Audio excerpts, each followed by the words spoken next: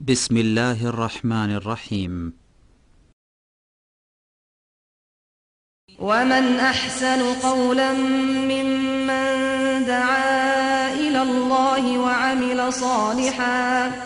وعمل صالحا وقال إنني من المسلمين. ووصينا الإنسان بوالديه إحسانا حملته أمه كرها ووضعته كرها وحمله وفصاله 30 شهرا حتى إذا بلغ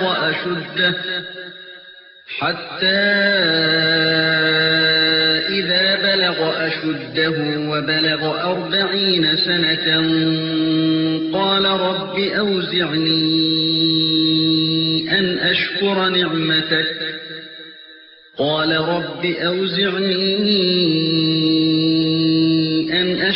نعمتك التي أنعمت علي وعلى والدي وأن أعمل صالحا ترضاه وأصلح لي في ذريتي إني تبت إليك وإني من المسلمين.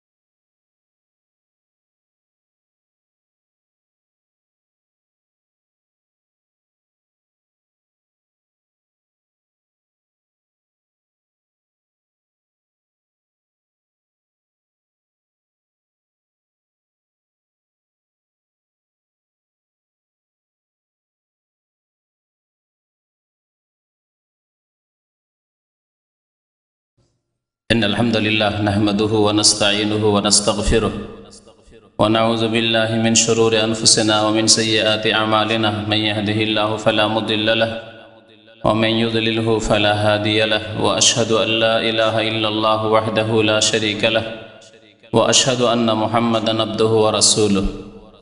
يا أيها الذين آمنوا اتقوا الله حق تقاته ولا تموتن إلا وأنتم مسلمون. يا أيها الناس اتقوا ربكم الذي خلقكم من نفس واحدة وخلق منها زوجها وبث منهما رجالا كثيرا ونساء واتقوا الله الذي تساءلون به والأرحام إن الله كان عليكم رقيبا. يا أيها الذين آمنوا اتقوا الله وقولوا قولا سديدا يصلح لكم أعمالكم ويغفر لكم ذنوبكم ومن يطع الله ورسوله فقد فاز فوزا عظيما. أما بعد فإن خير الحديث كتاب الله وخير الهدي هدي محمد صلى الله عليه وسلم وشر الأمور محدثاتها وكل محدثة بدعة وكل بدعة ضلالة وكل ضلالة في النار. أعوذ بالله من الشيطان الرجيم. بسم الله الرحمن الرحيم. ووصينا الإنسان بوالديه إحسانا حملته أمه كرها ووضعته كرها وحمله وفصاله 30 شهرا حتى إذا بلغ أشده وبلغ 40 سنة قال رب أوزعني أن أشكر نعمتك التي أنعمت علي وعلى والدي وأن أعمل صالحا ترضاه وأصلح لي في ذريتي إني تبت إليك وإني من المسلمين. মহান আল্লাহর সমস্ত প্রশংসা যে আল্লাহ পাক রব্বুল আলামিন আমাদেরকে সৃষ্টি করেছেন এবং একমাত্র তার ইবাদত বন্দেগীর আদেশ প্রদান করেছেন। সে আল্লাহরই যাবতীয় প্রশংসা যিনি তার ইবাদত বন্দেগীর আদেশের পরে মাতা পিতার সাথে সদ্ব্যবহারের সদাচরণের আদেশ প্রদান করেছেন। দরুদ ও সালাম নাযিল হোক নবী মুহাম্মদুর রাসূলুল্লাহ সাল্লাল্লাহু আলাইহি ওয়াসাল্লামের প্রতি, যিনি তার মুশরিক মা তা সত্ত্বেও তার কবরের জিয়ারতে গিয়েছেন এবং আল্লাহ পাক রব্বুল আলামিনের কাছে যখন জিয়ারতের অনুমতি চেয়েছেন, আল্লাহ পাক জিয়ারতের অর্থাৎ দেখার অনুমতি দিয়েছেন। যখন তিনি অনুমতি চাইলেন আল্লাহর কাছে মার্জনা কামনা করার, যে আল্লাহ আমার আম্মাকে মাফ করে দাও, ফালাম ইউযান লি, নবী করিম সাল্লাল্লাহু আলাইহি ওয়াসাল্লাম বলছেন, সহিহ মুসলিম শরীফের হাদিস। তখন আল্লাহ পাক তাকে আদেশ দিলেন না, কারণ মুশরিক কাফের যদি শিরক কুফরির অবস্থায় মারা যায়, পুরুষ লোক ঢুকে গেল কেন, মহিলা চলে গেছে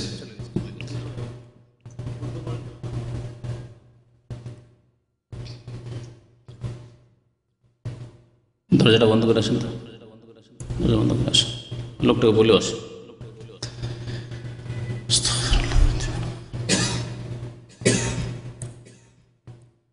রাসূলুল্লাহ সাল্লাল্লাহু আলাইহি সাল্লামকে অনুমতি দেওয়া হয়নি আল্লাহর কাছে মার্জনা কামনা করার, কারণ শিরক কুফরির অবস্থায় যদি কেউ মারা যায়, আল্লাহ পাক তাদের জন্য ক্ষমা চাইতে, মার্জনা কামনা করতে নিষেধ করেছেন। গত সপ্তাহে সূরা তাওবার সে আয়াত শোনানো হয়েছে।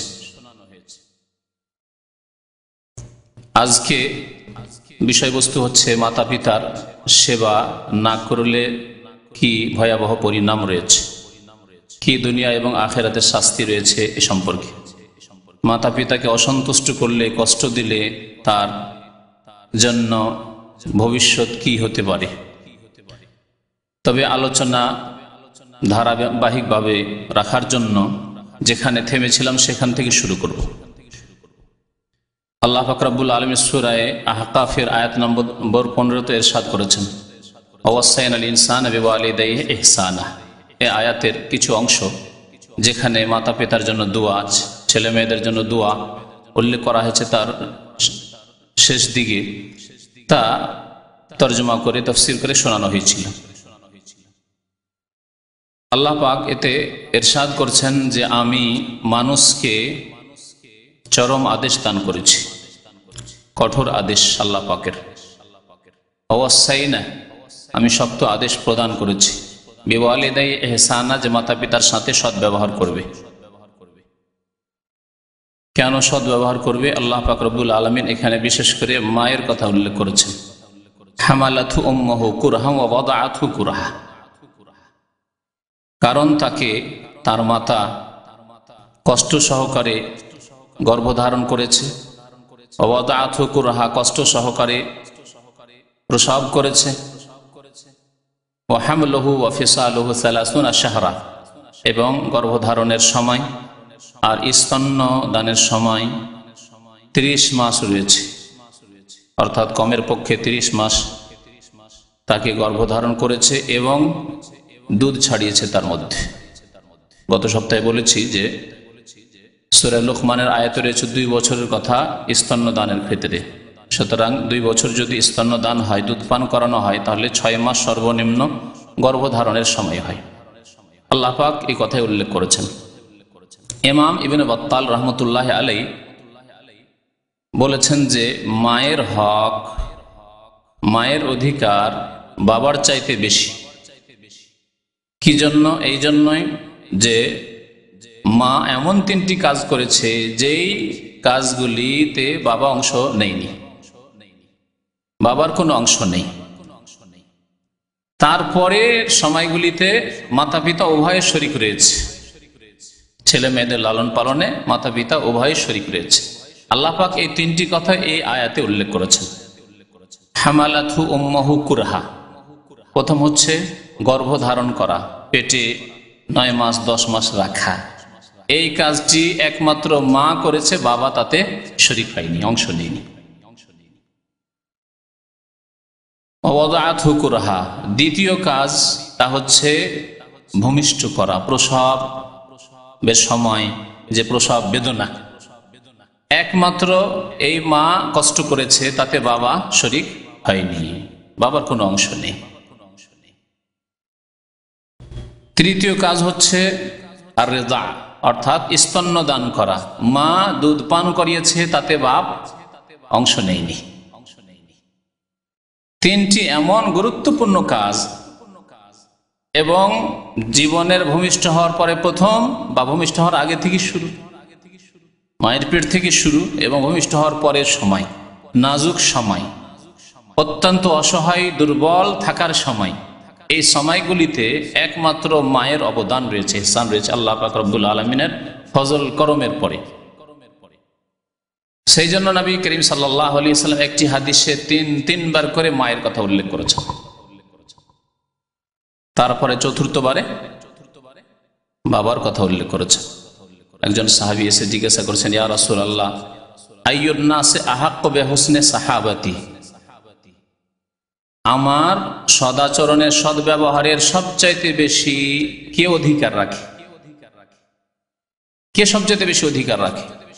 কার বেশি হক? নবী করিম সাল্লাল্লাহু আলাইহি ওয়াসাল্লাম কি বলেছিলেন? উম্মুকা। কিলা সুম্মা মান, তোমার আম্মা বললেন। যখন নবী সাল্লাল্লাহু আলাইহি ওয়াসাল্লাম জবাব আবার জিজ্ঞাসা করলো এই সাহাবী যে তারপরে কে? বলেন উম্মুকা, তোমার মা। কিলা মান, আবার জিজ্ঞাসা করলেন যে কে? তারপরে বললেন তোমার আম্মা। তারপরে কে? তারপরে কে? তারপরে কে? তিনবার জিজ্ঞাসা করে রাসূলুল্লাহ সাল্লাল্লাহু আলাইহি ওয়াসাল্লাম তিনবারই উত্তর দিলেন। রাসূলুল্লাহ সাল্লাল্লাহু আলাইহি ওয়াসাল্লামকে যখন জিজ্ঞাসা করা হলো, সাহাবী জিজ্ঞাসা করলেন, কি উত্তর দিলেন? উম্মুকা উম্মুকা উম্মুকা, তোমার মাতা তোমার মাতা তোমার মাতা। তিনবার হকের কথা এই জন্যই উল্লেখ করা হয়েছে যে এই তিনটি কাজ একমাত্র মা করেছে, তাতে আব্বা অংশ নেয়নি। তারপরের জীবনের যে কাজগুলি রয়েছে লালন পালনের, সেগুলিতে উভয়ে অংশ নিচ্ছে। বাবা বাইরে থেকে জীবিকা অর্জন করে নিয়ে এসছে, রুজি রোজগার করে নিয়ে এসছে, সে দেশে হোক আর বিদেশে হোক, ছুটাছুটি করেছে, মেহনত করেছে, জন্মজুরি করেছে, চাষি চাষ করেছে, কৃষক মাঠে ঘাটে মেহনত করেছে, ব্যবসায়ী মেহনত করেছে, আর ছেলে মেয়ের মা বাড়িতে তাপাক শাক করে প্রস্তুত করে ছেলে মেয়েকে খাওয়িয়েছে। উভয়ের ইহসান শুরু হচ্ছে এখান থেকে। তারপরে যখন জিজ্ঞাসা করলেন ওই সাহাবী যে সুম্মা মান, বলে সুম্মা আবাকা, তারপরে তোমার পিতার হক। সুম্মা আদনাকা সুম্মা আদনাকা, তারপরে যারা নিকটবর্তী, পিতার পরে যারা নিকটবর্তী, দাদা দাদি, নানা নানি, চাচা ইত্যাদি। তো মাতা পিতার যদি সেবা করেন, তাদের সাথে যদি সদ্ব্যবহার করেন, তাহলে কি পাবেন? এখানে গিয়ে চারটি কথা উল্লেখ করে সময় শেষ হয়ে গেছিল, 1.5 ঘন্টা সময় শেষ হয়ে গিয়ে থেমে গেছিলাম। তারপরের গুলি উল্লেখ করছি। 5 নম্বরে যদি মাতা পিতার সেবা করেন, মাতা পিতার সাথে সদাচরণ করেন, তাহলে পাবেন এই যে আল্লাহ পাক দোয়া কবুল করবেন, আল্লাহ পাক বালা মুসিবত দূর করবেন। আল্লাহর কাছে দোয়া করলে দোয়া কবুল করবেন যদি আপনি মাতা পিতার অনুগত হন, মাতা পিতাকে সন্তুষ্ট রাখেন, এবং বালা মুসিবত আল্লাহ দূর করবেন। এর দলিল সহিহ বুখারী মুসলিমে প্রসিদ্ধ হাদিস রয়েছে। বনি ইসরাইলদের জামানার একটি ঘটনা, যাতে 3 জন ব্যক্তি সফরে যাচ্ছিল, মাঠে, মরুভূমিতে, পাহাড়ি এলাকায়, জনহীন এলাকায়, যেখানে কোনো জনবস্তি নেই, গ্রাম নেই। মুষলধার বৃষ্টি শুরু হয়ে গেল, ঝড় শুরু হয়ে গেল। তারা আশ্রয় নিবে কোথায়? পাহাড়ের গুহায় গিয়ে আশ্রয় নিল। লম্বা হাদিস রয়েছে, ঘটনা উল্লেখ করছি না, কারণ ঘটনা উল্লেখ করলে এটি আজকের বিষয়বস্তু হয়ে যাবে। শুধু ইঙ্গিত করছি, 3 জনের মধ্যে একজন এমন ব্যক্তি ছিলেন যিনি মাতা পিতার অত্যন্ত সেবা যত্ন করতেন। যেমনই পাহাড়ের গুহায় ঢোকা, তেমনি ঝড়ে একটা পাহাড়ের একটা অংশ পাথর এসে পাহাড়ের যে দরজা, গুহার যে দরজা ছিল তা বন্ধ হয়ে গেল, চাপা পড়ে থেকে গেল, মানে ভিতরে থেকে গেল, দরজা বন্ধ, বের হতে আর পারছেন না, এত ভারী পাথর। এখন উপায় কি? ঝড় থামলো, বৃষ্টি থামলো, তারা আপোষে আলোচনা করতে লাগলো যে দেখো, এখন তো কোনো উপায় নেই, আল্লাহ ছাড়া কেউ তার মদত করেনি, কেউ তো জানে না যে আমরা এই গুহায় ফেসে গেছি, কি করতে হবে? তোমরা জিন্দগিতে যে ভালো আমল করেছো, সৎ আমল করেছো, সবচেয়ে প্রিয় আমল আল্লাহ পাকের কাছে হতে পারে, উত্তম আমল হতে পারে, তাকে স্মরণ করে তাকে মাধ্যম বা নেক আমলকে মাধ্যম ওসিলা বানানোর এই হাদিস। কোন ব্যক্তিকে ওসিলা বানানো ইসলামে নেই, কারণ কোন ব্যক্তি যদি ভালো আমল করে, আপনার তাতে ফায়দা কি? ব্যক্তিকে নবীকে ধরবেন, অলিকে ধরবেন, মুখের ওসিলাতে কি করে পার হবেন আপনি? আপনার কর্ম। কোন ব্যক্তি যদি আল্লাহ হয়, তার কর্ম, আপনার কি কর্ম? কিন্তু আপনার যদি জিন্দগিতে কোনো সৎ আমল থাকে, তাহলে আপনার কর্ম, আপনার ঈমান, আপনার আমল, আপনার ভালো কাজ, সৎ কাজ আল্লাহ পাকের দরবারে পেশ করে বলবে, আল্লাহ আমি ভালো কাজ করেছি, আল্লাহ তুমি আমার গুনাহ খাতা মাফ করে দাও। যদি তোমার দরবারে এটি সৎ হয়ে থাকে, ভালো হয়ে থাকে, কবুল হয়ে থাকে, আল্লাহ তুমি কবুল করো এবং মাফ করে দাও, বালা মুসিবত দূর করে দাও। এইভাবে তারা দোয়া করতে লাগলেন। একজন বললেন যে আল্লাহ আমার বৃদ্ধ মাতা পিতা ছিল, আর আমি গরিব মানুষ ছিলাম, ছাগল উট এসব চড়াইতাম, গরু চড়াইতাম, গাভী চড়াইতাম, সন্ধ্যাবেলা ফিরে আসতাম, দুধ নিয়ে আসতাম, এসে প্রথম মা বাবাকে খাওয়াইতাম, তারপরে ছেলে মেয়েদেরকে। একদিন লেট হয়ে গেছে, অনেক দূর চলে গেছিলাম মাঠে, আস্তে আস্তে অনেক বিলম্ব হয়ে গেছে, এসে দেখি আম্মা আব্বা শুয়ে গেছেন, ছেলে মেয়েরা কান্নাকাটি করছে, তাদেরকে দেব মা বাবার আগে আমি অপছন্দ করলাম, এটি আমার মনে ধরল না, এই কাজ আমি করতে পারবো না। সারা রাত মাতা পিতার মাথার কাছে দাঁড়িয়ে থাকলাম, যখন তারা জাগবেন তখন তাদের আগে দুধ পান করাবো, তারপরে ছেলে মেয়েকে। আল্লাহ যদি এই কাজ তোমার সন্তুষ্টির জন্য করে থাকি, তাহলে আল্লাহ ফাফরুজ আন্না, আমাদের এই বালা মুসিবত দূর করে দাও। দোয়া করলেন, আল্লাহ পাক দোয়া কবুল করলেন। ফাফরুজ আনহুম হাদিস রয়েছে, আল্লাহ পাক পাথরের একটা অংশকে সরিয়ে দিলেন। এইভাবে তিনজনে তিন রকমের নেক আমলের মাধ্যম দিয়ে আল্লাহ পাকের কাছে দোয়া করলো। এই হাদিস দ্বারা কি বোঝা গেল? যে বালা মুসিবত দূর হয়, দোয়া কবুল হয় যদি কেউ মাতা পিতাকে সন্তুষ্ট রাখে, মাতা পিতার সাথে সদাচরণ করে। 6 নম্বরের বিষয় হচ্ছে যে মাতা পিতা সন্তুষ্ট থাকলে আল্লাহ পাক সন্তুষ্ট থাকবেন। নবী সাল্লাল্লাহু আলাইহি ওয়াসাল্লামের এই বিষয়ে স্পষ্ট হাদিস রয়েছে, রিদার রব্বে ফি রিদাল ওয়ালিদি, মাতা পিতা সন্তুষ্ট থাকলে আল্লাহ পাক সন্তুষ্ট থাকবেন। ওয়া সাখাতুর রব্বে ফি সাখাতিল ওয়ালিদি, আর মাতা পিতা অসন্তুষ্ট হলে, নারাজ হলে আল্লাহ পাক নারাজ হয়ে যাবেন। হাদিস তিরমিজিতে রয়েছে, তাবরানীতে রয়েছে, আল্লামা আলবানী রাহমাতুল্লাহ হাদিসটিকে সহিহ বলেছেন।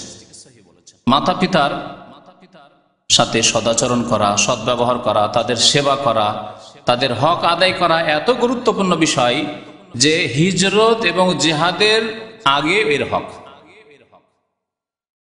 আপনার সামনে এখন হিজরত করাও ফরজ, এরকম পরিস্থিতি হয়তো হিজরত না করলে দিন পালন করা যায় না, নামাজ কায়েম করা যায় না, আমার দিনের ইমানের হেফাজত করা যায় না। এই একটি কাজ রয়েছে সামনে, যদি আল্লাহ না করে এরকম হয়। নবী সাল্লাল্লাহু আলাইহি ওয়াসাল্লামের জামানে সাহাবায়ে কেরামদের হয়েছে মক্কায়, মক্কা থেকে মদিনা, তখন হিজরত ফরজ আল্লাহ পাক করেছেন।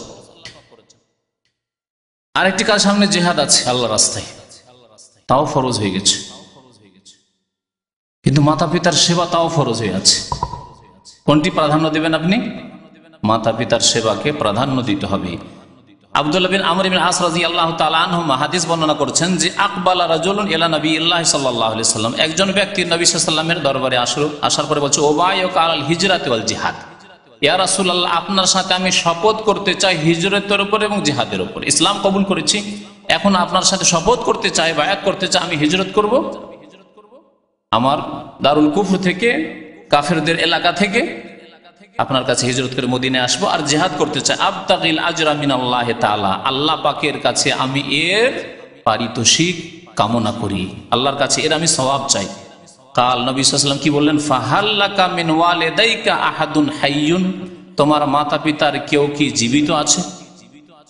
জিজ্ঞাসা করলেন রাসূলুল্লাহ সাল্লাল্লাহু আলাইহি ওয়াসাল্লাম। কালা নাম, হ্যাঁ জীবিত আছেন তারা। মাতা পিতা জীবিত আছে, তাদেরকে ছেড়ে দিয়ে হিজরত করে চলে আসবেন, তাহলে মাতা পিতা থেকে যাবে ওখানে। মাতা পিতা জীবিত আছে, জিহাদে চলে যাবেন, তাদের দেখা বৃদ্ধ, তারা দেখাশোনার কেউ নেই, জিহাদে চলে যাবে, হতে পারে শাহাদাত হয়ে যেতে পারে, বা যে সময় 2-4 মাস যাই হোক যতদিন বাইরে থাকবে, মাতা পিতা দেখাশোনা খেদমত কি করবে, তাদের খাবার দেবে কি, তাদের জন্য রুজি রোজগার করবে কি, এই বিষয়গুলি রয়েছে। বালকিলাহুমা, বললেন সাহাবী যে দুজনে বেঁচে রয়েছেন। কালা ফাতাবতাগিল আজরা মিনাল্লাহি তাআলা, তাহলে এক কাজ করো, মাতা পিতার সেবা করে আল্লাহর কাছে পারিতোষিক কামনা করো, সওয়াব কামনা করো। তুমি যদি এই চাও তাহলে ফারজি ইলা ওয়ালিদাইক, তাহলে তুমি তোমার মাতা পিতার কাছে ফিরে যাও। ফা আহসান সুহবাতাহুমা, হিজরত করে আসতে হবে না, তোমাকে জিহাদে যেতে হবে না, তুমি মাতা পিতার সাথে সৎ ব্যবহার করো। মুত্তাফাকুন আলাইহি, বুখারী মুসলিম শরীফের হাদিস।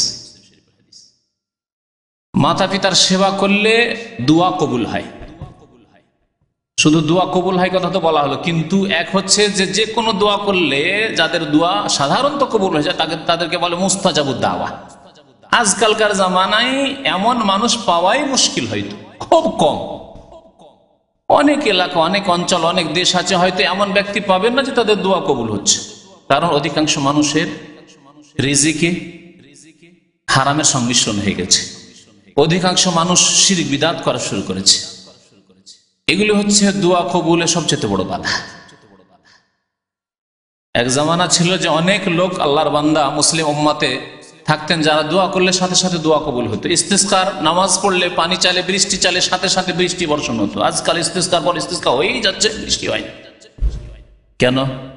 তাহলে কওমে, জাতিতে, উম্মতে মুসলিমাতে মুস্তাজাবুদ দাওয়া, যাদের দোয়া কবুল হয়ে যায় সাধারণত করলে, এইরকম লোকের অভাব। আপনি যদি মাতা পিতাকে সন্তুষ্ট রাখেন তাহলে আপনি মুস্তাজাবুদ দাওয়া হতে পারবেন, অর্থাৎ আপনার দোয়া কবুল হবে আল্লাহ পাকের দরবারে।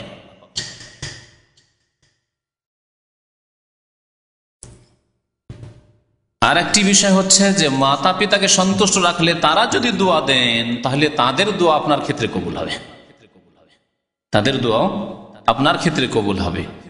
নেক দোয়া, ভালো দোয়া নেওয়ার চেষ্টা করতে হবে। একটি হাদিসে আছে যে বদদোয়া দিলেও কবুল হয়ে যাবে।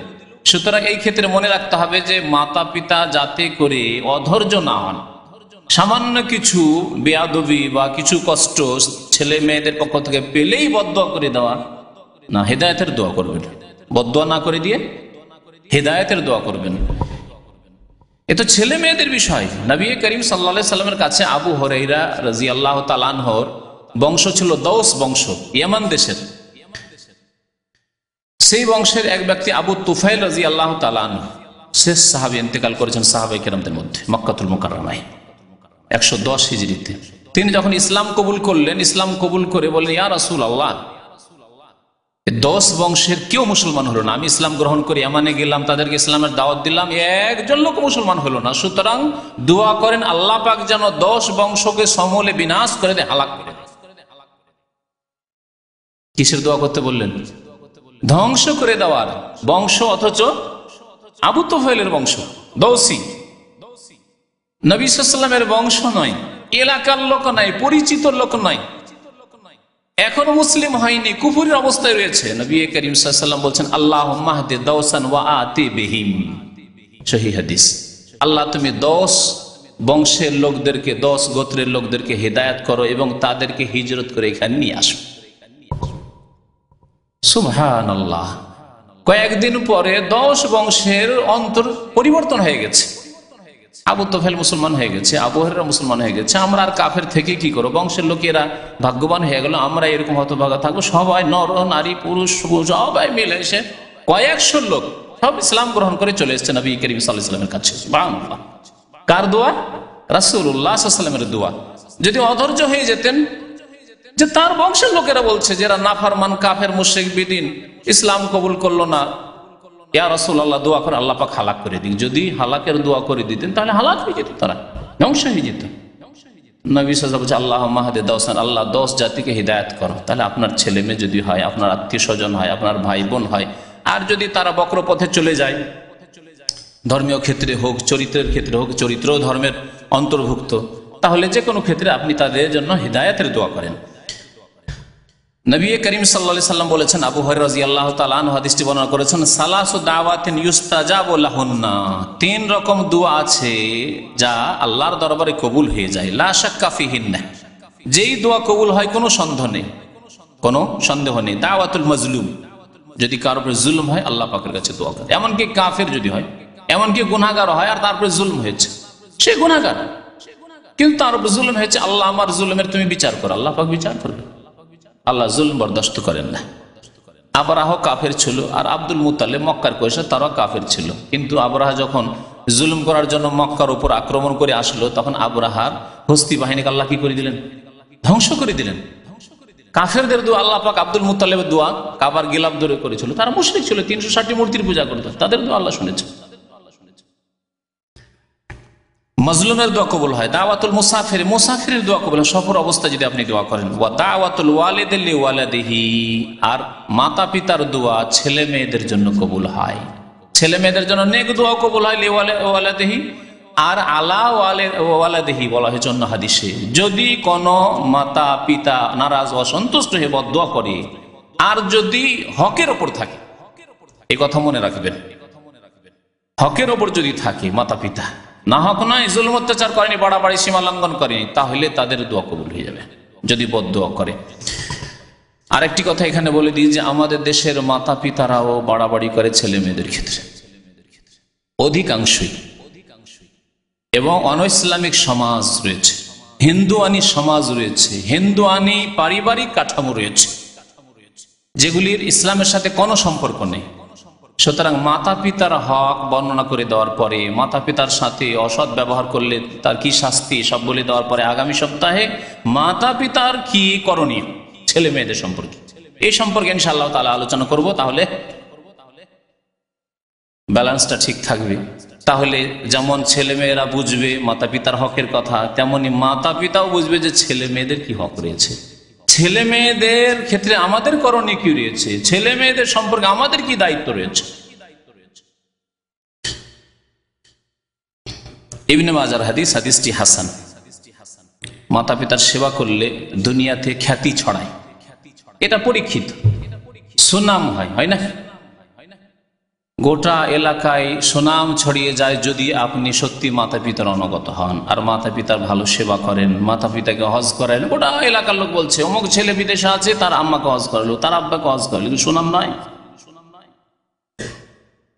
তার ছোট ভাইদেরকে পড়াশোনা মানুষ করলো, তার আব্বা অসুস্থ ছিল, তার অপারেশনে এত লাখ লাখ টাকা খরচ করে চিকিৎসা করালো, ইত্যাদি ইত্যাদি। সুনাম, এই সুনাম পাওয়া যায়। এই সুনাম পেয়েছিলেন ওয়াইস আল কারনি রহমতুল্লাহ আলাইহি, তাবেঈ, নবী করিম সাল্লাল্লাহু আলাইহি ওয়াসাল্লামের জামানায় ইসলাম গ্রহণ করেছিলেন, কিন্তু তার মাতা পিতার খেদমতের কারণে ইয়ামান থেকে নবী সাল্লাল্লাহু আলাইহি ওয়াসাল্লামের সাথে দেখা করতে আসতে পারেনি। নবী করিম সাল্লাল্লাহু আলাইহি ওয়াসাল্লাম তার সম্পর্কে বলেছেন। এই ওয়াইস কারনি সম্পর্কে আমাদের দেশে খুব বাড়াবাড়ি আছে, আবার সুফিদের, বিদাতীদের, পীরদের, ভণ্ডদের। সুতরাং একটি বিশেষ আলোচনায় ওয়াইস কারনির আসল ঘটনা বর্ণনা করা হবে, আর বাকিগুলি সব ভণ্ডামি।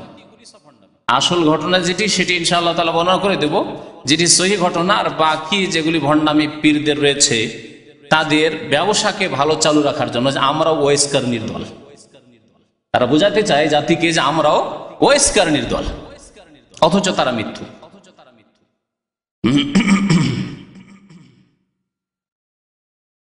10 নম্বরের বিষয়, মাতা পিতার সেবার ক্ষেত্রে মনে রাখবেন যে মাতা পিতার সেবা হচ্ছে আম্বিয়া কেরামদের চরিত্র। কোরআনে কারীম আল্লাহ পাক রব্বুল আলামিন ঈসা আলাইহিস সালাম আর ইয়াহিয়া আলাইহিস সালাম দুই নবীর কথা উল্লেখ করেছেন যে তারা মাতা পিতার অত্যন্ত অনুগত ছিলেন, তাদের সাথে সৎ ব্যবহার করতেন। আল্লাহ প্রশংসা করেছেন। ওয়াবাররাম বিওয়ালিদাইহি ওয়া লাম ইয়াকুন জাব্বারান আসিয়া ওয়াবাররাম বিওয়ালিদাতি ওয়া লাম আকুন জাব্বারান শাকিয়া।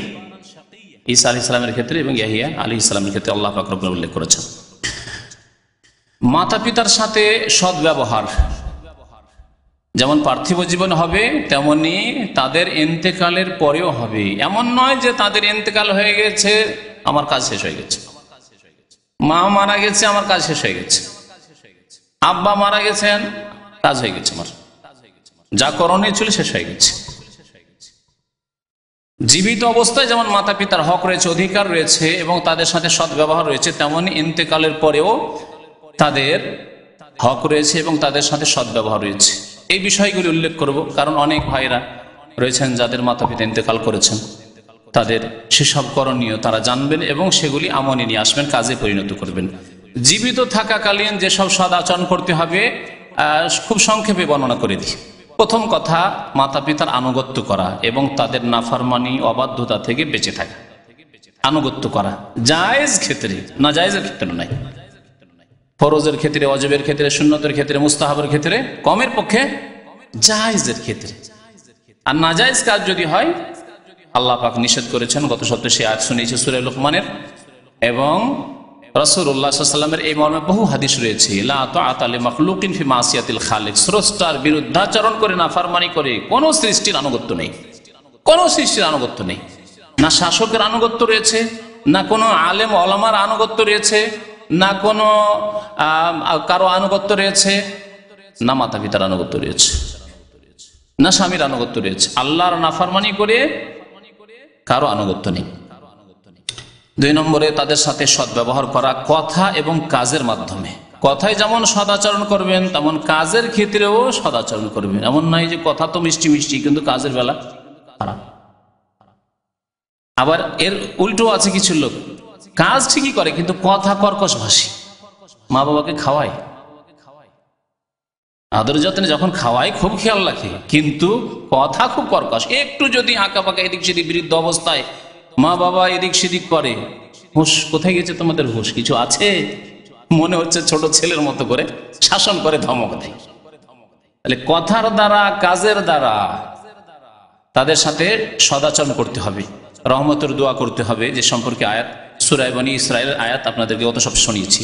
তাদের কোনো ধমক দিয়ে শাসানিমূলক কথাবার্তা বলা যাবে না। এমন কাজ করতে হবে যাতে তারা খুশি হয়ে যান। মাতা পিতা কথা বলছেন আর কথার মধ্যে গিয়ে কাঁঠাল ভাঙলে হবে না। আমাদের আঞ্চলিক ভাষা আছে যে কথার মধ্যে কাঁঠাল ভাঙিও না। হ্যাঁ, মানে কথাবার্তা চলছে একটি বিষয়ের ওপর আর আপনি গিয়ে নিজের কথা শুরু করে দিলেন। কিছু লোকের এরকম স্বভাব আছে, দুইজনে কথা বলছে বা কয়েকজনে কথা বলছে, ওর মধ্যে গিয়ে চলতে আছে, থামেনি কারো কথা, নিজের কথা শুরু করে দিই। বেয়াদবি। সাধারণ লোকদের সাথে যদি আচরণ করেন তাহলে বেয়াদবি। তাহলে মাতা পিতা কোনো কথাবার্তা বলছেন, আম্মা আছেন অথবা আব্বা আছেন, তাদের কথা চলছে, থামেন থামেন আমার একটা কথা আছে, থামিয়ে দিয়ে নিজের কথা শুরু করে দিলেন। অথবা তাদের কথা চলতে আছে, আপনি কথা বলতে শুরু করলেন, বেয়াদবি। এইরকম করা ঠিক নাই। এবং তাদের সাথে কথা বলার ক্ষেত্রে মুখামুখি হয়ে কথা বলা উচিত, এটি হচ্ছে আদব। অনেক ছেলেরা রয়েছে কথা বলে কিন্তু কাছে কথা বলে। কেমন আছেন আব্বা? ভালো আছে। মা কেমন আছো? ভালো আছে। আম্মা আছে ওই দিকে কথা বলছে, বা আম্মা জিজ্ঞাসা করছে কি কোথায় যাস, তার দিকে দেখে কথা বলতে হয়। যাচ্ছি যাচ্ছি, স্কুলে যাচ্ছে, কলেজে যাচ্ছে। বেয়াদবি, এগুলি বেয়াদবি। তো এইরকম ধরনের আচরণ আছে। ডাকছে, কোনো কথাবার্তা বলছে, তখন এই ধরনের স্বভাব যে সামনাসামনি কথা না বলে কাথুয়ে কথা বলা, এইদিকে ডানে বামে, এগুলি বেয়াদবি। এগুলি থেকে বেঁচে থাকতে হবে। নম্র ভাষায় সম্বোধন করতে হবে, হাসি মুখে কথা বলা, মুখ ভার করে কথা না বলে হাসি মুখে কথা বলা। নবী করিম সাল্লাল্লাহু আলাইহি ওয়াসাল্লাম বলছেন যে কোনো মানুষের সাথে হাসি মুখে কথা বলা, যে কোনো মুসলিমের সাথে হাসি মুখে কথা বলা হচ্ছে সাদাকা। ওয়া তাবাসসুমুকা ফি ওয়াজহি আখিকা লাকা সাদাকা। তোমার মুসলিম ভাইয়ের সাথে তুমি মুচকি হেসে কথা বলবে, এটি হচ্ছে সাদকা। তাহলে মাতা পিতার সাথে হাসি মুখে কথা বলা কত বড় সাদকা হতে পারে, আর কত বড় জরুরি কাজ হতে পারে, ফরজ কাজ হতে পারে। কথা বলার সময় বা যখন সামনে থাকবেন যাতে অহংকার প্রকাশ না পায় যে আপনি বেশ শিক্ষিত হয়েছেন, মাতা পিতার সামনে একটু নিজেকে বড় করে দেখাচ্ছেন। কথা কাজে যাতে অহংকার প্রকাশ না পায় বা আপনি একটু উঁচা হয়েছেন, এটা প্রকাশ পায় অনেক সময় বসার ক্ষেত্রে। আপনি খাওয়া দাওয়া করছেন, মধ্যখানে আপনি বসেছেন, আপনার আম্মা আব্বা খেতে বসে সাইডে, ওখানে এটি কি বেয়াদবি নয়? সদর মজলিসে বসবেন, আম্মা আব্বা আপনি সাইডে বসবেন। যতই বড় ডাক্তার হয়ে যান, আপনি ইঞ্জিনিয়ার হয়ে যান, আর আপনি যতই বড় আলেম হয়ে যান, আর যে কেউ হয়ে যান না কেন, আপনি এগুলি হচ্ছে বেয়াদবির আলামত, লক্ষণ। তো অহংকার যাতে কাজে কর্মে কথায় যেন প্রকাশ না পায়, এমন কোন কাজ না করা যেটি আদবের খেলাফ হতে পারে। যেমন অনেক সময় মাতা পিতার সামনে পা লম্বা করে বসে গেল, পা সামনে লম্বা করে বসে গেল, সামনে আম্মা বসে আছেন, আব্বা বসে আছেন, পা লম্বা করে বসে আছেন না, পাটা গুটিয়ে বসেন, এগুলি বেয়াদবি, এগুলি না করা। অথবা পায়ের উপরে পা উঠিয়ে বসলেন, আপনি পায়ের উপরে পা উঠিয়ে বসলেন, বেয়াদবি। এইরকম অট্ট হাসি দেওয়া, মুচকি হাসি নবী করিম সাল্লাল্লাহু আলাইহি ওয়াসাল্লামের সুন্নাত, যে কোনো মানুষের সাথে এবং মাতা পিতার সাথে। আর অট্ট হাসি দেওয়া, হ্যাঁ হ্যাঁ করে হাসা, মাতা পিতার সামনে বেয়াদবি, এগুলি থেকে বেঁচে থাকা, সতর্ক থাকতে হবে। মাতা পিতার কাজে সাহায্য সহযোগিতা করা, মাতা পিতা যখন ডাক দিবে চট করে শোনা, আওয়াজ দাও। এমন নয়, কিছু ছেলেদের এইরকম বেয়াদবি আছে, ডাকছে আম্মা আব্বা, ও আসছে কিন্তু কথা বলছে না, পেরেশান, ডেকে দুইবার তিনবার ডাকা হয়ে যাচ্ছে, আসছে আমি তো যাচ্ছি, কথা বলছে না। প্রথমখানে বলেন জি আব্বা জি আম্মা বলে দেন, তাহলে তারা বুঝতে পারলো যে না, শুনেছে, চলে আসছে, আর বারবার আমার পেরেশান হওয়ার দরকার নাই, কোথায় গেল। তো যখনই এইরকম ডাক দিবে তাড়াতাড়ি পৌঁছে যাওয়া, তারপরে অনেক সময় অলসতার সাথে ডাকলো, যাচ্ছি, পড়ছি, বলেছে যাচ্ছি না, এরকম করবেন না। যেমনই ডাকা হয়েছে তাড়াতাড়ি করে আপনি উঠে পড়েন, সমস্ত কাজকর্ম ছেড়ে দিন। আজকালকার জামানা ব্যস্ততার জামানা, কেউ কম্পিউটারে ব্যস্ত, কেউ মোবাইল নিয়ে ব্যস্ত, মোবাইলে কথা বলছি, আম্মা ডাকছে, আব্বা ডাকছে, যাচ্ছি। কম্পিউটার নিয়ে কম্পিউটারটা বন্ধ করি তারপরে যাচ্ছি না, এইসব কাজ করবেন না। ডাক হয়েছে সাথে সাথে আপনি উঠে পড়েন। পড়াশোনা করছি, আচ্ছা পড়াশোনাটা সেরে নি, এই চ্যাপ্টারটা সেরে নি, তারপরে যাচ্ছি না, সাথে সাথে আপনি উঠে পড়ুন, কারণ ডাক হয়েছে মাতা পিতার পক্ষ থেকে। এমনকি ওলামায়ে কেরামেরা বলেছেন নফল নামাজ, ফরজ নামাজ ছাড়া সুন্নত নফল নামাজের অবস্থায় যদি মাতা পিতা ডাকে তাহলে নামাজ ছেড়ে ডাকে সাড়া দিতে হবে। এ হচ্ছে মাতা পিতার হক। মাতা পিতার মান সম্মান রক্ষা করা, মাতা পিতার মান সম্মান রক্ষা করা অত্যন্ত ব্যাপক কথা। আপনার জীবনে কোন কাজগুলি করলে, কি রকম কথা বললে, কি আচরণ করলে মাতা পিতার মান সম্মান রক্ষা হবে, আর কি করলে তাদের ভাবমূর্তি নষ্ট হবে, মান সম্মান নষ্ট হবে। এটি সাবালিকা মেয়ে যদি কলেজ ইউনিভার্সিটির কোন ছেলের সাথে বেরিয়ে গিয়ে বিয়ে করে নাই, কত বড় অপরাধ করলো, এটা এর মধ্যে আসবে না? মান সম্মান নষ্ট করলো না, ভাবমূর্তি নষ্ট করলো না, মাটিতে মিশিয়ে দিল। এটা ছেলে, ঠিক আছে, ছেলের জন্য সাবালক ছেলের জন্য ওলি লাগে না, মেয়ের জন্য ওলি লাগে, কিন্তু একটা ছেলে নিজের খুশিতে বিয়ে করে নিল, আব্বা আমার সাথে পরামর্শ করলো না, তাদেরকে জানালো, তাদের অনুমতি নিল, তাদেরকে সাথে নিল না, বিয়ে করে বউ নিয়ে এসে হাজির, আম্মা বিয়ে করে নিয়ে এসছে। আজকালের জামানি করছে ছেলেরা, আব্বা আমি বিয়ে ঠিক করে নিয়েছি, বিয়ে করে নিয়ে আসছে না, মান সম্মান এতে নষ্ট হবে। গ্রামে বিশেষ করে আমাদের দেশে সামাজিক যে অবস্থা, তাতে মান সম্মান নষ্ট হবে। যে কিরে ছেলে বিয়ে করে নিয়ে চলেছে, তার বাবাকে খবরই নেই, তার মায়ের কাছে কোনো খবরই নেই। এইরকমই বহু বিষয় রয়েছে। আব্বা আম্মার মধ্যে কিছু খারাপ চরিত্র থাকতে পারে, সেগুলি অন্যের সামনে বর্ণনা করা, এগুলি মান সম্মান নষ্ট করা, তাদের ভাবমূর্তিকে খাটো করা। আপনি বলছেন আমার আব্বা মধ্যে কিছু দোষ আছে, আপনি সংশোধন করে তার সামনে ভালোভাবে, কিন্তু লোকজনের মাঝখানে বলে বেড়াবেন, সমাজে বলে বেড়াবেন, গ্রামে যেখানে সেখানে, তাহলে লোকেরা তো জানলো যে এই লোকের আব্বা ভালো নয়, এর আম্মা ভালো নয়। তাহলে এগুলি কথা বলে তাদের মান সম্মান নষ্ট করা ভালো কাজ নয়। যেই রোগগুলি আমাদের মধ্যে রয়েছে, আল্লাহ পাক যেন আমাদের গুনাহ খাতা মাফ করে দেন এবং আগামীতে আমাদের সংশোধন করার তৌফিক যেন দান করেন। আল্লাহ পাক যেন আমাদেরকে সব গুনাহ থেকে বেঁচে থাকার তৌফিক দান করেন। মাতা পিতাকে বিরক্ত না করা, ডিস্টার্ব না করা, বিরক্ত করা ব্যাপক কথা, যে কোনো ক্ষেত্রে বিরক্ত না করা। মাতা পিতা অভাব রয়েছে আর আপনি কোনো কিছু নিতে হবে, পরেশান করে ফেলেছেন, না এটা নিব, বিশেষ করে স্কুল কলেজের ছেলেরা, এটা আমি নেবো, এটা এই ধরনের জিনিস নেব, এইরকম মোবাইল নেব, পরেশান করা। মাতা পিতাকে পরেশান করার অন্তর্ভুক্ত হচ্ছে যে মাতা পিতা শুয়ে আছেন, কোন সময় তাদের আরাম বিশ্রামের সময় আছে, দিলেন এমন ভাবে বেল বাজিয়ে ঘুমের সময়। আপনি জানেন যে রাত 11টা হয়ে গেছে, এই সময় হয়তো তারা ঘুমিয়ে গেছেন, অথবা দুপুরে তারা জোহর থেকে আসরের মাঝখানে তারা ঘুমান খেয়ে দিয়ে আমি বাইরে থেকে এসছি, এই সময় বেল বাজিয়ে দিলেন, তাদের ঘুম ভাঙে। ভালো কাজ করলেন না আপনি, বেয়াদবিও এবং তাদের কষ্ট দেওয়া, মনটা খারাপ হলো যদি কিছু না বলে। তাহলে যাতে করে কোন রকম আপনি ভিতরে ঢুকে যেতে পারেন, সামান্য কিছু কাজ করবেন যাতে আপনি ঢুকে যেতে পারেন। এইরকম বহু বিষয় রয়েছে যেগুলি উদাহরণ দিলে দীর্ঘ সময়ের প্রয়োজন রয়েছে। একজন জ্ঞানী মানুষ নিজেই বুঝতে পারছে যে কোন কোন কাজে তার মাতা পিতাকে ডিস্টার্ব করা হয়, বিরক্ত করা হয়। যে কোনো কাজে পরামর্শ নেওয়া, দুনিয়াতে মাতা পিতার সাথে সদাচরণের একটি দিক হচ্ছে পরামর্শ নেওয়া। অনেক কাজ রয়েছে যেই ক্ষেত্রে আপনি নিজেই সিদ্ধান্ত নিতে পারেন, কিন্তু তারপরে পরামর্শ নেবেন। বিবাহ শাদীর ক্ষেত্রে, কোনো ব্যবসা বাণিজ্যের ক্ষেত্রে, বিদেশে যাওয়ার ক্ষেত্রে, কোন একটি কাজ করতে যাচ্ছেন সেসব ক্ষেত্রে, ছেলে মেয়েদের বিবাহ দেবেন, আপনার ছেলে আপনার মেয়ের বিবাহ দেবেন, আপনার বৃদ্ধ বাবা আছে, মা আছে, তাদের জিজ্ঞাসা করা ফরজ, অজেব নয়। কিন্তু ভালো কাজ যদি একটু পরামর্শ নেন, মন খুশি হয়ে যাবে যে ছেলে মেয়ের বিয়ে দিবে, তার বা ছেলের বিয়ে দিবে, তা আমাদেরকে জিজ্ঞাসা করলো, পরামর্শ নিল, খুশি হয়ে যাবে। সুতরাং যে কোনো কাজের ক্ষেত্রে পরামর্শ নেওয়া, পরামর্শ মানুষের কাছে, যে কোনো মানুষের কাছে নিলে সহযোগিতা করে, আর পরামর্শ না নিলে যদিও ভালো কাজ করেন আপনার সহযোগিতা করবে না। এটি মানুষের স্বভাব।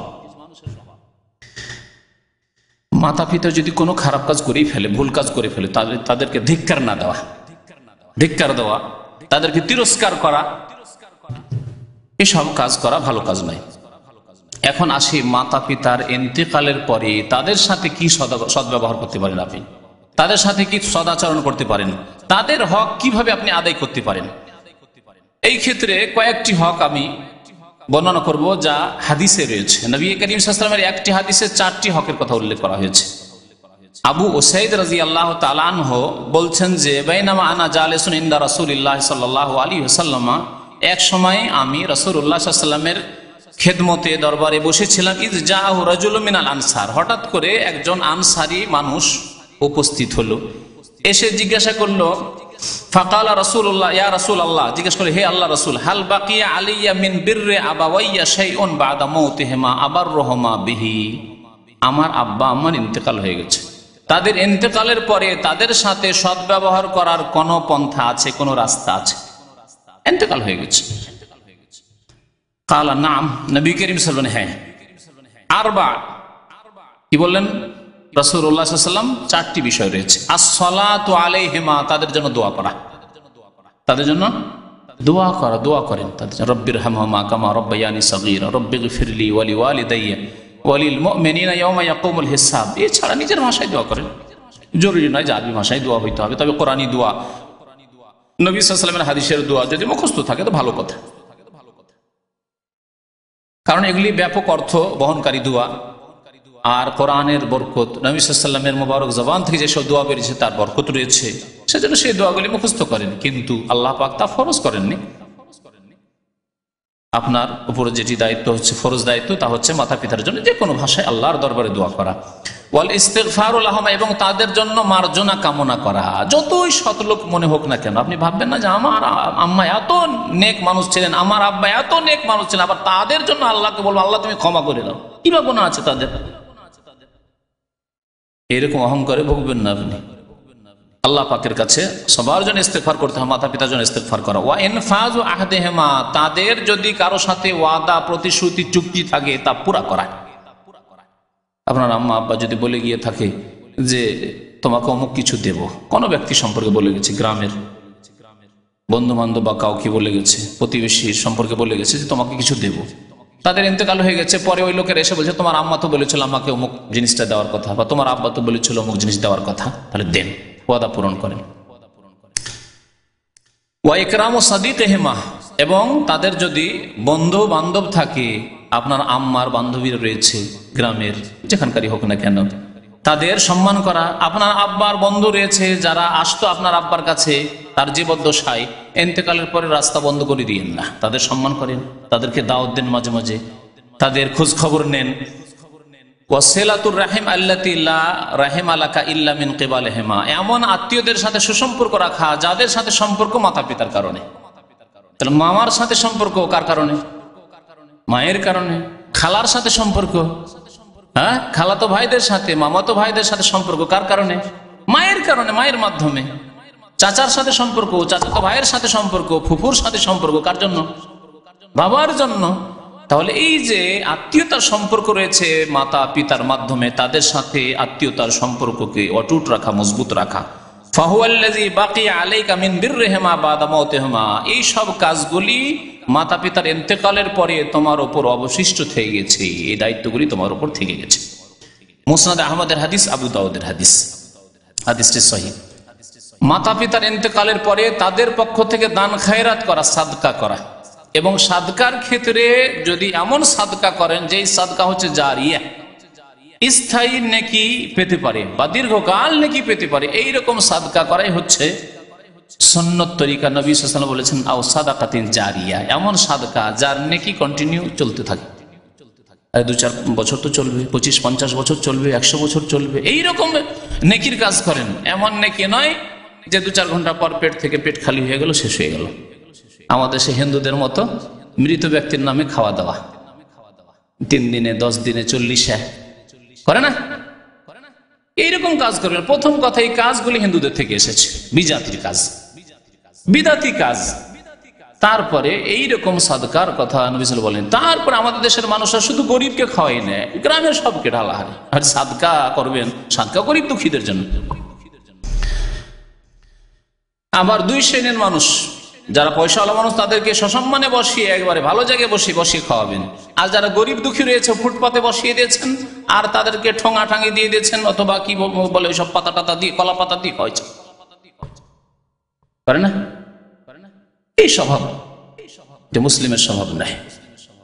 এও মুসলিম ভাই আর সেও মুসলিম ভাই, কিন্তু পয়সা দেখে তার জন্য ভালো খাবারের ব্যবস্থা, ভালো জায়গার ব্যবস্থা, ভালো বসার ব্যবস্থা, আর গরিব দুঃখীর জন্য বসার ভালো জায়গা নেই, ফুটপাতে বসে খাচ্ছে।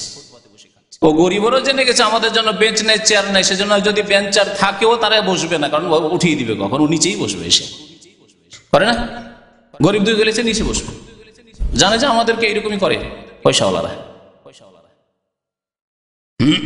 তো সাদকা দান খায়রাত করা। আন্না রাজুলান ক্বালা লিন নবী সাল্লাল্লাহু আলাইহি ওয়াসাল্লাম, আয়েশা রাদিয়াল্লাহু তাআলা আনহা বর্ণনা করেছেন, একজন লোক এসে বলল নবী সাল্লাল্লাহু আলাইহি ওয়াসাল্লামকে, ইন্না উম্মি উফতুতিলাত নাফসাহা, আমার আম্মার আকস্মিক মত হয়েছে, হঠাৎ করে ইন্তেকাল হয়ে গেছে।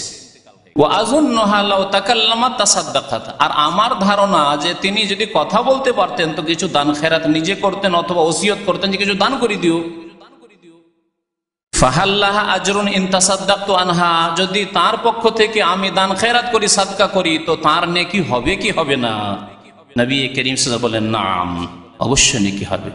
তাহলে মায়ের পক্ষ থেকে, বাবার পক্ষ থেকে দান খায়রাত করার প্রমাণ পাওয়া গেল এই হাদিসে, মুত্তাফাকুন আলাইহি, বুখারী মুসলিম শরীফের হাদিস। মাতা পিতার যদি কোনো মান্যত থাকে তো মান্যত পুরা করা। মান্যত মানে কোন একটি কাজের জন্য, আল্লাহ আমার এই কাজটি পুরা করে দাও, তোমার রাস্তায় আমি গরিব মিসকিনকে একটা খাসি জবাই করে খাওয়াবো, মাদ্রাসায় আমি কিছু দান করব, মসজিদে আমি কিছু দান করব। এই যে মান্যত, যদি শিরকি মান্যত না হয়, যদি নাজায়েজ মান্যত না হয়, অর্থাৎ শিরকির স্থানে মাজারে দেব, পীরের স্থানেই দেব, মন্দিরে দেব, এরকম শিরকি না হয় তাহলে পুরা করবে। শিরকি মান্যত যদি বিদাতি মান্যত হয়, অবৈধ মান্যত হয়, তাহলে পুরা করা জায়েজ নাই, কারোর জন্য জায়েজ নাই। যে ব্যক্তি করবে তার জন্য জায়েজ নয়, আর তার ছেলে মেয়েদের জন্য জায়েজ নয়। আর যদি জায়েজ মান্যত হয় তো সেটা পুরা করা ফরজ। আল্লাহ পাক কোরআনে কারিমে বলেছেন, ওয়াল ইউফু নুজুরহুম, তারা যেন তাদের মান্যত পুরা করে। তো মান্যত পুরা করা, মাতা পিতার যদি কোনো মান্যত থেকে যায়, আল্লাহ আমার ছেলে যদি বিদেশ চলে যায়, আবার শর্ত লাগায় এক শ্রেণীর লোকেরা, এইরকম আল্লাহর সাথে শর্ত লাগাবেন, আল্লাহ আমার ছেলেকে সহি সালামতে তার কাজে বিদেশে পৌঁছে দাও, আল্লাহ আমি তোমার রাস্তায় আমি 10টি রোজা রাখবো, তোমার রাস্তায় আমি 1000 টাকা দান করব। কিন্তু শর্ত লাগাবেন, আল্লাহ আমার ছেলে ঢাকায় গিয়েছে ভিসার খোঁজে, আল্লাহ যদি ভিসা পেয়ে যায় আর যদি সৌদি আরব যেতে পারে, তাহলে আমি মসজিদে 10 বস্তা সিমেন্ট দেবো, মসজিদে 2টো ফ্যান দেবো। তাহলে আল্লাহর সাথে যেন শর্ত লাগে, আল্লাহ তুমি যদি দাও তো দেবো, না তাও দেবো না, তাই না? তুমি যদি আমার ছেলেকে সৌদি আরব পৌঁছে দাও তাহলে তোমার মসজিদে দেবো, না হলে দেবো না। এইরকম বেয়াদবি করা জায়েজ নাই। বেয়াদবি নাই। আপনি যদি আমাকে বলেন যে শেখ আপনাকে দাওয়াত দেবো, যদি আমাকে এবার হজে নিয়ে চলেন, তাহলে আপনার দাওয়াত আমি খাবো কি? কখনো না। ভালো করে উপলব্ধি করতে পারছি যেটি বেয়াদবি কথা। আপনার হজ করিয়ে দিলে আপনি খাওয়াবেন। তো এই জন্য নবী করিম সাল্লাল্লাহু আলাইহি ওয়াসাল্লাম এইরকম শর্ত লাগিয়ে মান্যত করতে নিষেধ করেছেন। এইরকম মান্যত করিও না, এতে কোন রকমের পরিবর্তন হয় না, কিছুই লাভ হয় না। ইন্নামা ইউস্তাখরাজু মিনাল বাখিল, বখিলের কিছু ধন সম্পদ বের করা হয়, আর কিছু ফায়দা হয় না। তো মান্যত যদি করে তাহলে মান্যত পুরা করতে হবে মাতা পিতার। সাদ বিন উবাদা রাদিয়াল্লাহু তাআলা আনহু খাজরাজ বংশের তিনি নেতা ছিলেন, সৈয়দ ছিলেন। ইস্তাফতা রাসূলুল্লাহ সাল্লাল্লাহু আলাইহি ওয়াসাল্লাম, রাসূলুল্লাহ সাল্লাল্লাহু আলাইহি ওয়াসাল্লামকে মাসলা জিজ্ঞেস করলেন, ফতোয়া জিজ্ঞেস করলেন। বলেন কি? ফাকালা ইন্না উম্মি মাতাত ওয়া আলাইহা নাজরুন, আমার আম্মার ইন্তেকাল হয়ে গেছে আর তার কিছু মান্যত আছে। ফাকালা ইকযহি আনহা, রাসূলুল্লাহ সাল্লাল্লাহু আলাইহি ওয়াসাল্লাম বললেন যে তোমার আম্মার মান্যত তুমি পুরা করো, কাজা করো। তাহলে মৃত মাতা পিতার মান্যত পুরা করা হচ্ছে নবী করিম সাল্লাল্লাহু আলাইহি ওয়াসাল্লামের আদেশ, যা ফরজ। মুত্তাফাকুন আলাইহি, বুখারী মুসলিম শরীফের হাদিস। আব্দুল্লাহ বিন আব্বাস রাদিয়াল্লাহু তাআলা আনহু আরেকটি হাদিস বর্ণনা করেছেন যে জোহাইনা বংশের, এখন একটি বংশ আরবে আছে জোহানি লিখে, তারা মদিনার কাছাকাছি তারা বসবাস করতো। জোহাইনা বংশের এক মহিলা জাআত ইলান নবী সাল্লাল্লাহু আলাইহি ওয়াসাল্লাম, নবী করিম সাল্লাল্লাহু আলাইহি ওয়াসাল্লামের দরবারে আসলেন। ফাকালাত, বলেন, ইন্না উম্মি নাযারাত আন তাহুজ্জা, আমার আম্মা মান্নত করেছে সে হজ করবে, আল্লাহ তোমার জন্য একটি হজ করব। হয়তো ফরজ হজ আগে আদায় করেছে, তারপরে এটি মান্নতের হজ, সেটাও ফরজ হয়ে গেছে, কারণ সে নিজের ওপর নিজেই চাপিয়ে নিয়েছে। মান্নত করে নিলে তা ফরজ হয়ে যায় পুরা করা। বলছেন যে আমার আম্মা মান্নত করেছে হজ গা, ফালাম তাহুজ্জা হাত্তা মাতাত, কিন্তু হজ এই পুরা করার আগে তার ইন্তেকাল হয়ে গেছে, মারা গেছে। আফা আহুজ্জ আনহা, তাহলে তার পক্ষ থেকে আমি কি এই বদল হজ করে নেব মান্নতের? কালা নাম, রাসূলুল্লাহ বলে হ্যাঁ, তার বদল হজ করে। হুজ্জি আনহা, তার পক্ষ থেকে তুমি হজ করে নাও। আর আইতে, আচ্ছা বলো, লাউকানা আলা উম্মিকে দাইনুন, তোমার আম্মার ওপর যদি ঋণ থাকতো, কেউ পাবে তোমার আম্মার কাছে টাকা 1000 2000 টাকা পাবে, আকুনতে কাজিয়াতান, তাহলে সেই ঋণ কি তুমি পরিশোধ করতে না?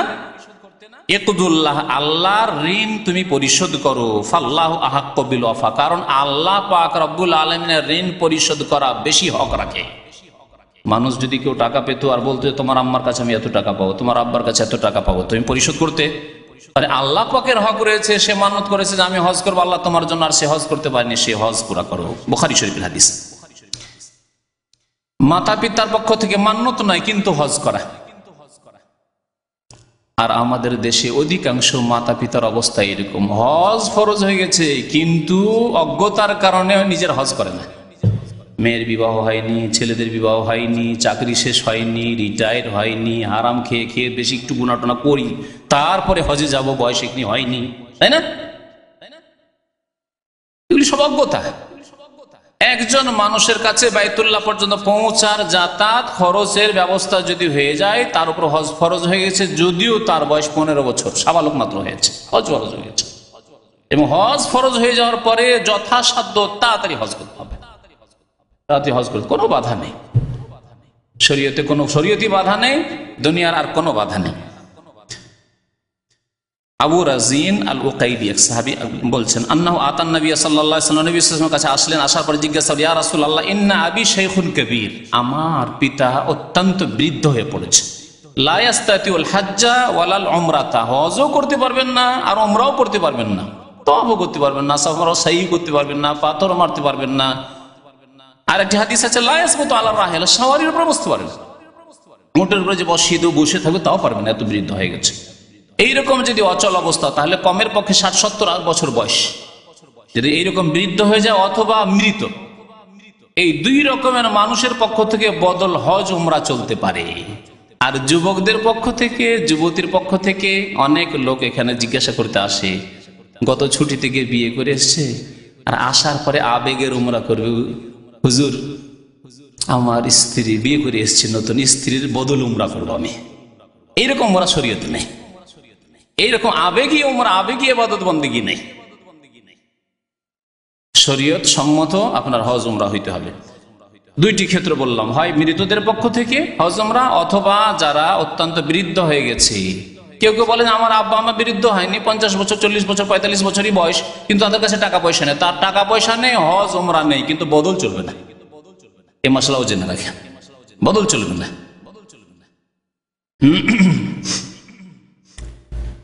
বলছেন যে আমার আব্বা এত বৃদ্ধ হয়ে গেছেন যে হজও করতে পারবেন, উমরা করতে পারবেন না, এমনকি ওয়ালা জানা, সফরও করতে পারবেন না, সফর করার ক্ষমতা নেই। নবী করিম সাল্লাল্লাহু আলাইহি ওয়াসাল্লাম কি বলেছিলেন, হুজ্জান আবিকা ওয়া আতামের, তোমার আব্বার পক্ষ থেকে হজ এবং উমরা করে নাও। হুজ্জান আবিকা ওয়া আতামের, তোমার পিতার পক্ষ থেকে হজ উমরা করে নাও। ইমাম আবু ঈসা তিরমিজি বলছেন, হাজা হাদিসুন সহিহ হাসানুন সহিহ, হাদিসটি হাসান সহিহ, তিরমিজিতে হাদিসটি রয়েছে। তাহলে এর দ্বারা বোঝা গেল যে বৃদ্ধদের পক্ষ থেকে হজ উমরা করা যাবে, মাতা পিতা যদি ইন্তেকাল করে যায় তো হজ উমরা করা যাবে। আর একজন সাহাবী ইন্তেকালের কথা উল্লেখ করছেন, বলছেন জাআত ইমরাতুন, আব্দুল্লাহ বিন বুরাইদা বলছেন যে তার পিতা থেকে বুরাইদা রাদিয়াল্লাহু তাআলা আনহু থেকে, যে একজন মহিলা নবী সাল্লাল্লাহু আলাইহি ওয়াসাল্লামের কাছে আসলো, আসার পর বলে, ইন্না উম্মি মাতাত, আমার আম্মি ইন্তেকাল করেছে, আর ওয়ালাম তাহুজ্জা, কিন্তু হজ করা হয়নি তার, আফা আহুজ্জু আনহা, আমার মায়ের পক্ষ থেকে কি বদল হজ করব? কালা নাম, হ্যাঁ বদল হজ করো, হুজ্জি আনহা, তার পক্ষ থেকে হজ করো। তাহলে বোঝা গেল যে যদি মাতা পিতা বিরুদ্ধ হয় তাদের পক্ষ থেকে বদল হজ করা যাবে। আগের হাদিস দ্বারা বোঝা গেল, আর এই হাদিস দ্বারা বোঝা গেল যে মাতা পিতার কারো যদি ইন্তেকাল হয়ে যায় তাহলে তাদের হক আদায় করবেন আপনি তাদের হজ আদায়ের মাধ্যমে।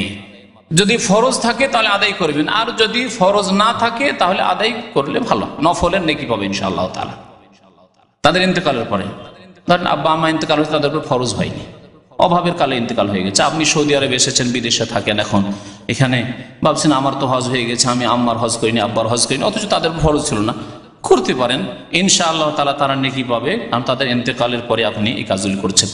মাতা পিতার আরেকটি হক, 8 নম্বরের হক হচ্ছে তাদের ইন্তেকালের পর যে তাদের ওপর যদি রোজা বাকি থাকে তাহলে রোজাগুলি ছেলে মেয়েরা পুরা করে নিবে, কাজা করে নিবে। এই ক্ষেত্রে যদিও ওলামাদের দুটি দল রয়েছেন, এক দল বলছেন শুধু মান্নতের রোজা, ইমাম আহমদ রহমতুল্লাহ আলাইহি এবং তার অনুসারে বলছেন শুধু মান্নতের রোজা, কিন্তু অধিকাংশ আইম্মায়ে কেরাম, ইমাম আবু হানিফা, শাফি, মালিক, আহমদ রহমতুল্লাহ আলাইহিম আজমাইন, তারা বলছেন যে না, যে কোনো রোজা, মান্নতের রোজা হোক অথবা রমজান মাসের রোজা হোক, যদি কেউ ফিদিয়া না দিয়ে থাকে, রোজার পরিবর্তে যে খাবার দিয়ে দেওয়া হয় তা যদি না দিয়ে থাকে, তাহলে রোজা ছিল, রমজানের রোজা বাকি, আর আম্মার ইন্তেকাল হয়ে গেছে অথবা আব্বার ইন্তেকাল হয়ে গেছে, তাহলে সেই রোজাগুলি আত্মীয় স্বজনরা ভাগ করে পুরা করে নেবে। নবী করিম সাল্লাল্লাহু আলাইহি ওয়াসাল্লামের একটি হাদিস রয়েছে, মান মাতা ওয়া আলাইহি সিয়ামুন সামা আনহু ওয়ালিয়ুহু, কোন ব্যক্তি যদি ইন্তেকাল করে এবং আলাইহি সিয়ামুন, তার রোজা বাকি থেকে যায়, রমজানের 10-20টা বা 30টা রোজা থেকে গেছে, তাহলে তার আত্মীয় স্বজন, ওলি মানে যারা ওয়ারিসিন, ইন্তেকাল করে যাওয়ার পরে ধন সম্পত্তি যারা ভাগ পায়, ভাগ নেবে, তো এই ফরজটা আদায় করে রোজাগুলিকে ভাগ করে নেন। তাহলে ছেলেরা রোজা রাখবে, মেয়েরা রোজা রাখবে, স্ত্রী রোজা রাখবে, আরো আত্মীয় স্বজন যারা রয়েছে, ভাই ভাতিজা রয়েছে, রাখলে রাখতে পারে, সামা আনহু ওয়ালিহু, আত্মীয় স্বজনরা রোজা রেখে নেবে। আসল বিষয় আমাদের ছিল যে মাতা পিতার সেবা না করলে কি পরিণাম হবে, এই বিষয়টি আজকের উল্লেখ করেছি শুরুতে, যে এই বিষয় সম্পর্কে আলোকপাত করব, কিন্তু আনুষঙ্গিক আরো জরুরি বিষয়গুলি ছিল সে সম্পর্কে আপনাদের সামনে যে কথাগুলি উল্লেখ করলাম। আল্লাহ পাক রব্বুল আলামিন যেন আমল করার তৌফিক দান করেন, আল্লাহ পাক রব্বুল আলামিন যেন আমাদেরকে নেক আমলের তৌফিক দান করেন, আমাদেরকে সংশোধন করার আল্লাহ পাক যেন তৌফিক দান করেন। আসুন এখন শুনেন, যদি মাতা পিতার অবাধ্য হন, মাতা পিতার যদি নাফরমানি করেন, তাহলে কি পরিণাম হবে। একটি হাদিস দ্বারা বোঝা যায় যে আল্লাহ পাক রব্বুল আলামিন কিয়ামতের দিনে এইরকম নাফরমান ছেলের দিকে রহমতের দৃষ্টিপাত করবেন না, রহমতের নজর দিবেন না। আল্লাহ পাক রব্বুল আলামিন জান্নাতও দেবেন না, বরং জাহান্নামে দেবেন। সালেম বিন আব্দুল্লাহ রাদিয়াল্লাহু তাআলা আনহুমা, তার পিতা আব্দুল্লাহ বিন উমর রাদিয়াল্লাহু তাআলা আনহুমা থেকে বর্ণনা করেছেন, কালা রাসূলুল্লাহ সাল্লাল্লাহু আলাইহি ওয়াসাল্লাম, সালাসাতুন লা ইয়ানজুরুল্লাহু ইলাইহিম ইয়াউমাল কিয়ামাহ, 3 শ্রেণীর মানুষ রয়েছে, তাদের দিকে আল্লাহ পাক রহমতের দৃষ্টি দেবেন না, রহমতের নজরে দেখবেন না ইয়াউমাল কিয়ামাহ, কিয়ামতের দিনে। প্রথম ব্যক্তি আল্লাহ আকলে ওয়ালিদাইহি, যেই ব্যক্তি মাতা পিতার নাফরমান, মাতা পিতাকে কষ্ট দিয়ে থাকে, যে কোনো রকমের কষ্ট হোক না কেন। ওয়াল মারআতুল মুতারাজ্জিলা, আর দ্বিতীয় শ্রেণীর মানুষ হচ্ছে ওই সব মহিলা যারা পুরুষের বেশভূষা ধারণ করে, গেঞ্জি পরে, প্যান্ট পরে, মাথা খোলা, চেহারা খোলা, সবকিছু খোলা, চুল খোলা, পুরুষের মতো নয়, পুরুষের মাথা খোলা থাকবে, মহিলার মাথা খোলা থাকবে। অথবা স্কার্ট এমন করে হাঁটু পর্যন্ত খোলাম, পুরুষদের জন্য রয়েছে যে হাঁটু পর্যন্ত তাদের আওরাত লজ্জায় স্থান আবৃত করবে, তারা হাঁটু পর্যন্ত পুরুষদের, মহিলারা গোটা শরীর ঢেকে রাখবে, কিন্তু হাঁটু পর্যন্ত স্কার্ট পরে থাকা। তারপরে পুরুষদের মতো আর অন্যান্য চালচলনে পুরুষদের মতো হওয়া। তো যারা পুরুষদের বেশভূষা ধারণ করবে যেসব মহিলারা, তাদের দিকে আল্লাহ পাক রহমতের দৃষ্টিতে তাকাবেন না কাল কিয়ামতে। ওয়াসালাসাতুন ওয়াদাইয়ুস, তৃতীয় ব্যক্তি হচ্ছে দাইয়ুস, অর্থাৎ এমন কাপুরুষ স্বামী, যেই ব্যক্তি তার পরিবারে পাপকে সাব্যস্ত রাখে, তার স্ত্রী পাপ করে, বেহায়া বেপরদা হয়ে ঘুরে বেড়ায়, যে কোনো লোকের সাথে কথাবার্তা বলে, নির্জনে গল্প স্বল্প করে, যেখানে সেখানে চলে যায়, কোনো পরোয়া নেই, অসুবিধা নেই, তারও তো ফ্রিডম আছে, আজকাল ফ্রিডমের যুগ, স্বাধীনতার যুগ, তারই তো একটা স্বাধীনতা আছে না, অন ইসলামিক স্বাধীনতা নেই। ইসলামের গণ্ডিতে থেকে যে স্বাধীনতা আল্লাহ পাক দিয়েছেন তাতে মান সম্মান রয়েছে নারীদের, আল্লাহ পাক সম্মানিত করতে চেয়েছেন। মূল্যবান বস্তুর আল্লাহ হেফাজত করতে চেয়েছেন, মূল্যবান বস্তুকে যদি রাস্তাঘাটে যেখানে সেখানে ফেলে দেন তা হারিয়ে যাবে, নষ্ট হয়ে যাবে। এই কামা কত মূল্যবান আপনার কাছে, পকেটে কত হেফাজতে রাখছেন আপনি, টাকার চাইতে বেশি হেফাজত করছেন। সোনা চাঁদি যদি থাকে কত হেফাজত করছেন, কিন্তু লোহা পড়ে আছে রাস্তায়, রড পড়ে আছে, মূল্য নেই। আপনি কি মনে করেন আপনার স্ত্রী, আপনার সাবালিকা বোন, আপনার মা খালাদেরকে ওই রকমই যে রাস্তাঘাটে পড়ে থাকবে? তো দায়ুস ওকে বলা হয় যেই ব্যক্তি তার পরিবারে পাপকে সাব্যস্ত রাখে, পাপ হচ্ছে, গুনাহ হচ্ছে, কোনো পরোয়া করে না, নিষেধ করে না তাদেরকে। আর 3 শ্রেণীর মানুষের তারা জান্নাতে যাবে না। আল আকলি ওয়ালি, প্রথম ব্যক্তি মাতা পিতার নাফরমান, মাতা পিতার অবাধ্য। ওয়াল মুদমিনু আলাল খামর, আর যারা সর্বদা মদ পান করে, মদের জন্য পাগল, মদে অভ্যস্ত। ওয়াল মান্নানু বিমা আতা, দান খায়রাত করার পরে ইহসানের কথা উল্লেখ করে, আমি তোমার জন্য কম করেছি নাকি? সারা জিন্দেগি তোমার উপকার করলাম, যখন তুমি চেয়েছো তখনই তোমাকে দিলাম, আর তোমার চোখে একটু লজ্জা নেই? 2বার 3বার আপনি ধার খরচ কাউকে দিয়েছেন, আর একবার চেয়েছেন পেলেন না, চট করে বলে ফেললেন। ছোট ভাইরাকে মানুষ করেছেন, আর হয়তো তাদের পক্ষ থেকে সামান্য একটু কষ্ট পেয়েছেন, চট করে বলে ফেললেন, সারা জীবন মানুষ করলাম, আজকে বড়লোক হয়ে গেছিস। না, বলবেন না। কষ্ট দিলে ভিতরে রাখেন এবং মাফ করার অভ্যাসে অভ্যস্ত হন, বলিয়েন না। বললে আপনার নেকি নষ্ট হয়ে যাবে। যেসব ইহসান করেছেন সেসব নেকি নষ্ট করিয়েন না। আল্লাহ পাক কোরআনে কারিমে এই বিষয়টি সম্পর্কে সতর্ক করেছে, লা তুবতিলু সাদাকাত বিল মান্নি ওয়াল আযা, তোমরা তোমাদের সাদকা, দান, খায়রাতকে তোমরা ইহসানের কথা উল্লেখ করে, যে আমি তোমার বড় অবদান রাখিয়ে আমি তোমাকে এই করলাম সেই করলাম, এসব বলে তোমাদের সাদকাগুলিকে নষ্ট করিও না, নেকিকে সাদকার ধ্বংস করিও না। ওয়াল আযা, কষ্ট দিই। আজকে বড় হয়ে গেছো, আজকে বেশ শিক্ষিত হয়ে গেছো, আজকে অহংকারী হয়ে গেছো, একদিন কি ছিলে, ভুলে গেছো ওই যুগ, এসব কথা বলবেন না। আল্লাহ নিষেধ করেছেন। যারা মাতা পিতার অবাধ্য তাদের আল্লাহ ফরজও কবুল করেন না, নফলও কবুল করেন না। সুবহানাল্লাহ, কত ভয়ঙ্কর কথা। আল্লাহ ফরজও কবুল করেন না, নফলও কবুল করেন না। হাদিসটি হাসান এই মর্মে রয়েছে। আবু উমর রাদিয়াল্লাহু তাআলা বর্ণনা করেছেন, ক্বালা রাসূলুল্লাহ সাল্লাল্লাহু আলাইহি ওয়াসাল্লাম, সালাসাতুন লা ইয়াকবালুল্লাহু আযজা ওয়া জাল্লা মিনহুম সারফান ওয়ালা আদলা। 3 প্রকারের মানুষ আছে, তাদের আল্লাহ ফরজও কবুল করেন না, নফলও কবুল করেন না।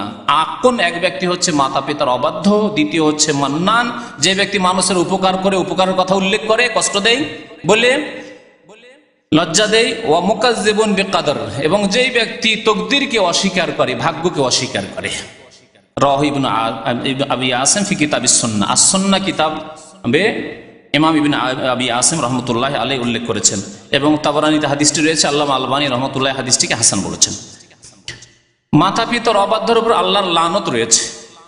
লান আল্লাহু মান লানা ওয়ালিদাইহি, প্রসিদ্ধ হাদিস রয়েছে মুসলিম শরীফে। আলী রাদিয়াল্লাহু তাআলা আনহুকে নবী করিম সাল্লাল্লাহু আলাইহি সাল্লাম হাদিসটি বর্ণনা করেছিলেন, 4টি কথা উল্লেখ করেছেন। তার একটি ছিল লান আল্লাহু মান লানা ওয়ালিদাইহি, যেই ব্যক্তি মাতা পিতাকে কষ্ট দেবে, মানসিক কষ্ট, দৈহিক কষ্ট, অথবা মাতা পিতাকে গালি দিল, মাতা পিতাকে অসন্তুষ্ট করলো, আল্লাহ পাকের তাদের লানত হবে, অভিশাপ হবে, আল্লাহর রহমত থেকে বঞ্চিত হবে। আল্লাহ পাক রব্বুল আলামিন জাহান্নামের কথা বলেছেন ওই ব্যক্তির জন্য যে ব্যক্তি মাতা পিতার অবাধ্য হবে। হাদিস আবু হুরায়রা রাদিয়াল্লাহু তাআলা বর্ণনা করেছেন। হাদিসটি একটু বড় হাদিস রয়েছে, শুধু একটি অংশ বলছি। 3 শ্রেণীর মানুষের কথা নবী করিম সাল্লাল্লাহু আলাইহি ওয়াসাল্লাম বলেছেন। একদিন নবী করিম সাল্লাল্লাহু আলাইহি ওয়াসাল্লাম মেম্বারে উঠলেন, আর ওঠার পরে আমিন আমিন আমিন বললেন। 3টি মেম্বারের সিঁড়ি, আর 3 সিঁড়িতে 3বার করে আমিন বললেন। সাহাবারা জিজ্ঞাসা, ইয়া রাসূলুল্লাহ, আপনি তো মেম্বারে চড়েন প্রতি সপ্তাহে জুমার খুতবায়, অন্যান্য আলোচনাতে খুতবাতেও নবী করিম সাল্লাল্লাহু আলাইহি ওয়াসাল্লাম মেম্বারে উঠতেন, কিন্তু এই আমিন আমিন বলতেন না, আজকে কেন এরকম বললেন? বললেন, ইন্না জিবরিল আতানি, জিবরাইল আলাইহিস সালাম আমার কাছে এসেছিলেন, এসে বললেন 3টি কথা। তার মধ্যে একটি রমজান পেল, গুনাহ মাফ হলো না। রমজান আসলো গেল, গুনাহ মাফ হলো না। রমজানের পরে আবার পাপ করা শুরু করলো, ফজর নামাজ ছাড়া শুরু করলো। তাদের উপর অভিশাপ।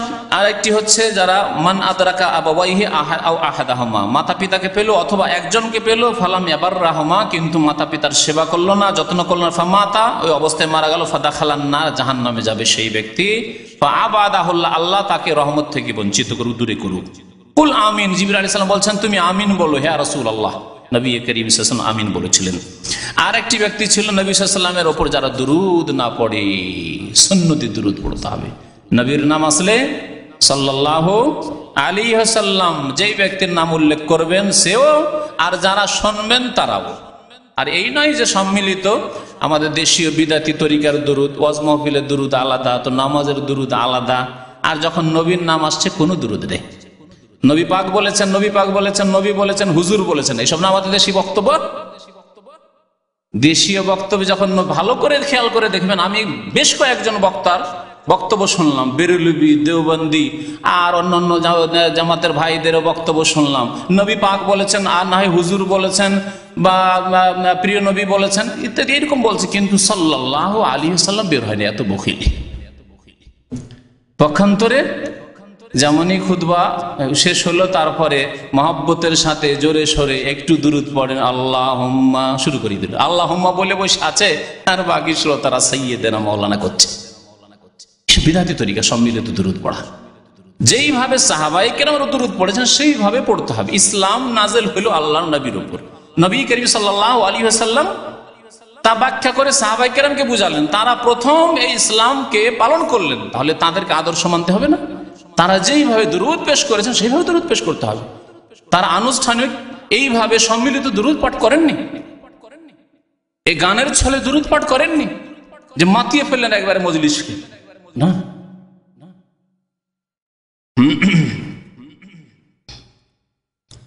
হাদিসটির সনদ হচ্ছে হাসান।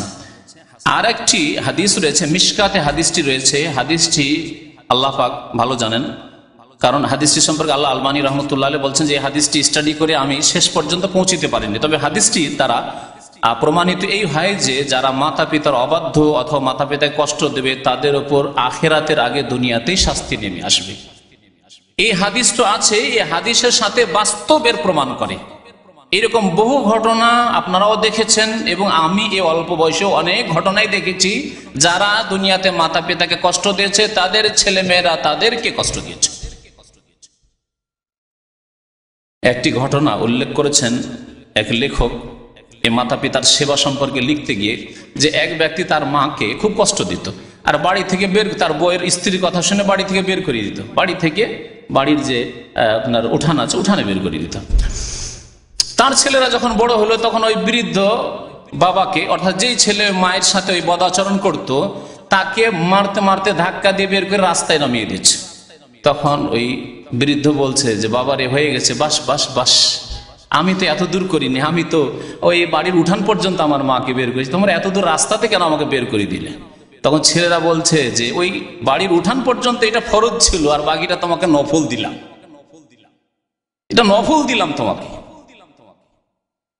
গত সপ্তাহে বলেছি, যেমন কর্ম তেমন ফল, এবং দুনিয়ায় পাওয়া যাবে। তা হাদিসটি শোনাই, মিশকাতে রয়েছে হাদিসটি, মাতা পিতার সেবার অধ্যায়। আবু বকর রাদিয়াল্লাহু তাআলা আনহু হাদিসটি বর্ণনা করেছেন, কালা রাসূলুল্লাহ কুল্লু যুনুবি ইয়াগফিরুল্লাহু মিনহু মা শাআ। প্রত্যেক গুনাহ আল্লাহ পাক রব্বুল আলামিন ইচ্ছা করলে মাফ করতে পারেন। শিরক আল্লাহ মাফ করবেন, এটা জানা আছে আপনাদের। কিন্তু শিরক ছাড়া আরেকটি গুনাহ আছে, সেই গুনাহ করে যদি বিনা তওবায় মারা যায়, দুনিয়াতেও আল্লাহ শাস্তি দেবেন এবং মাফ করবেন না। কি? ইল্লা উকুকুল ওয়ালিদাইন, মাতা পিতার অবাধ্যতা, মাতা পিতাকে কষ্ট দাও, এই গুনাহ আল্লাহ মাফ করবেন না। ফাইন্নাহু ইউআজ্জালু লিসাহিবিহি ফিল হায়াতি ক্বাবলা আল মামাত। যেই ব্যক্তি মাতা পিতার অবাধ্য হবে, মাতা পিতাকে কষ্ট দেবে, তাকে আল্লাহ পাক দুনিয়াতেই শাস্তি দেবেন ক্বাবলাল মামাত, মওতের আগে। মওতের আগে মা বাবাকে খেতে দিত না, এমন একটা যুগ আসবে যে নিজে বৃদ্ধ হবে, তখন তার ছেলে মেয়েরাও দেখাশোনা করবে না, কষ্ট দেবে। আরেকটি হাদিস রয়েছে, সহিহ বুখারীতে রয়েছে, যে মাতা পিতার অবাধ্য হওয়া, মাতা পিতাকে কষ্ট দেওয়া হচ্ছে কাবিরা গুনাহ। বরং আকবরুল কাবায়ের, যেগুলি কাবিরা গুনাহ রয়েছে, সেগুলির শীর্ষস্থানে সবচেয়ে বড় কাবিরা গুনাহ। শিরকের পাশাপাশি নবী করিম সাল্লাল্লাহু আলাইহি ওয়াসাল্লাম উল্লেখ করেছেন, আবু বকর রাদিয়াল্লাহু তাআলা এই হাদিসটি উল্লেখ করেছেন, কালান নবী সাল্লাল্লাহু আলাইহি ওয়াসাল্লাম, নবী করিম সাল্লাল্লাহু আলাইহি ওয়াসাল্লাম বলেন, আলা উনাব্বিউকুম বিআকবারিল কাবায়ের, তোমাদেরকে কি সবচেয়ে বড় গুনাহগুলির বড় গুনাহ বলে দেব? আকবরুল কাবায়ের মানে কাবিরা গুনাহ, বড় গুনাহগুলির যেগুলি বড় গুনাহ, সেগুলি সম্পর্কে তোমাদেরকে বলে দেব নাকি? সালাসান, তিনবার করে বললেন রাসূলুল্লাহ সাল্লাল্লাহু আলাইহি ওয়াসাল্লাম। কালু বালা ইয়া রাসূলুল্লাহ, লোকেরা বলল ইয়া রাসূলুল্লাহ, বলেন অবশ্যই। বললেন রাসূলুল্লাহ সাল্লাল্লাহু আলাইহি ওয়াসাল্লাম, আল ইশরাক বিল্লাহ, প্রথম সবচেয়ে বড় গুনাহ হচ্ছে আকবরুল কাবায়ের, আল্লাহর সাথে শিরিক করা, আল্লাহ ছাড়া অন্যকে সেজদা করা, কবর মাজারে সেজদা করা, প্রতিমা পুতুলকে যেমন সেজদা করা সবচেয়ে বড় অপরাধ, সবচেয়ে বড় পাপ হচ্ছে কবর মাজারে সেজদা করা, যা মুসলিমদের শিরক। কবর মাজারে গিয়ে কবরওয়ালার কাছে দোয়া করা, মাজারওয়ালার কাছে দোয়া করা, যে পীর ওলির কাছে পাবো, কেউ ছেলে নিতে যায়, কেউ রোগ ভালো করার আশায় যায় যে রোগ ভালো হবে, আর সেখানকার মাটি নিয়ে আসলে সেই মাটিতে শেফা রয়েছে, সেখানকার গজাড় মাছে শেফা রয়েছে, হ্যাঁ, সেখানকার কচ্ছপে শেফা রয়েছে। এসব শিরকি আকীদা, এই সবচেয়ে বড় পাপ। সেখানে গিয়ে খাসি মোরগ জবাই করলে মনের কামনা বাসনা পূরণ হয়, চাদর গিলাপ চড়ালে মনের কামনা বাসনা পূরণ হয়, এগুলি হচ্ছে সবচেয়ে বড় পাপ। আল ইশরাক বিল্লাহ। 2 নম্বরে সবচেয়ে বড় গুনাহ হচ্ছে শিরকের পর উকুল ওয়ালিদাইন, মাতা পিতার অবাধ্য হওয়া, মাতা পিতার নাফরমানি করা, ওয়া জালাসা ওয়া কানা মুত্তাকিয়ান। তারপরে রাসূলুল্লাহ সাল্লাল্লাহু আলাইহি ওয়াসাল্লাম, তার আগে পর্যন্ত রাসূলুল্লাহ সাল্লাল্লাহু আলাইহি ওয়াসাল্লাম কাত হয়ে শুয়েছিলেন, উঠে বসে গেলেন। তাহলে আরো গুরুত্বপূর্ণ বিষয়, আরো সতর্ক করতে চাইছেন রাসূলুল্লাহ সাল্লাল্লাহু আলাইহি ওয়াসাল্লাম, কাবীরা গুনাহ বর্ণনা করছেন, বসে গেছেন। যেমন কথা বলতে বলতে হঠাৎ করে যদি বসে যান, তার মানে আপনি এখন আরো কিছু প্রস্তুত হচ্ছে। রাসূলুল্লাহ সাল্লাল্লাহু আলাইহি ওয়াসাল্লাম বলেন, আলা ওয়া কাউলুজ জুর, এবং মিথ্যা কথা বলা। অন্য হাদিসে ওয়া শাহাদাতু, মিথ্যা সাক্ষী দেওয়া। আজকালকার জামানায় মিথ্যা সাক্ষী দিয়ে, কেসকে বানিয়ে উকিলের সাথে পরামর্শ নিয়ে কেমন করে কেসকে সাজাইতে হবে তাহলে আমি জিততে পারবো, জমি জায়গার ক্ষেত্রে, বাড়ি ঘরের ক্ষেত্রে, বিভিন্ন হকের ক্ষেত্রে আসল কেস থাকে না আদালতে, আদালতে বানানো হয় কেস। এই ল পড়ে, ওকালতি পড়ে কেস বানিয়ে মানুষকে শিখিয়ে দেয় যে এইরকম বলবে তুমি, তাহলে তোমাকে জিতাতে পারবো। এই হচ্ছে ওকালতির ব্যবসা।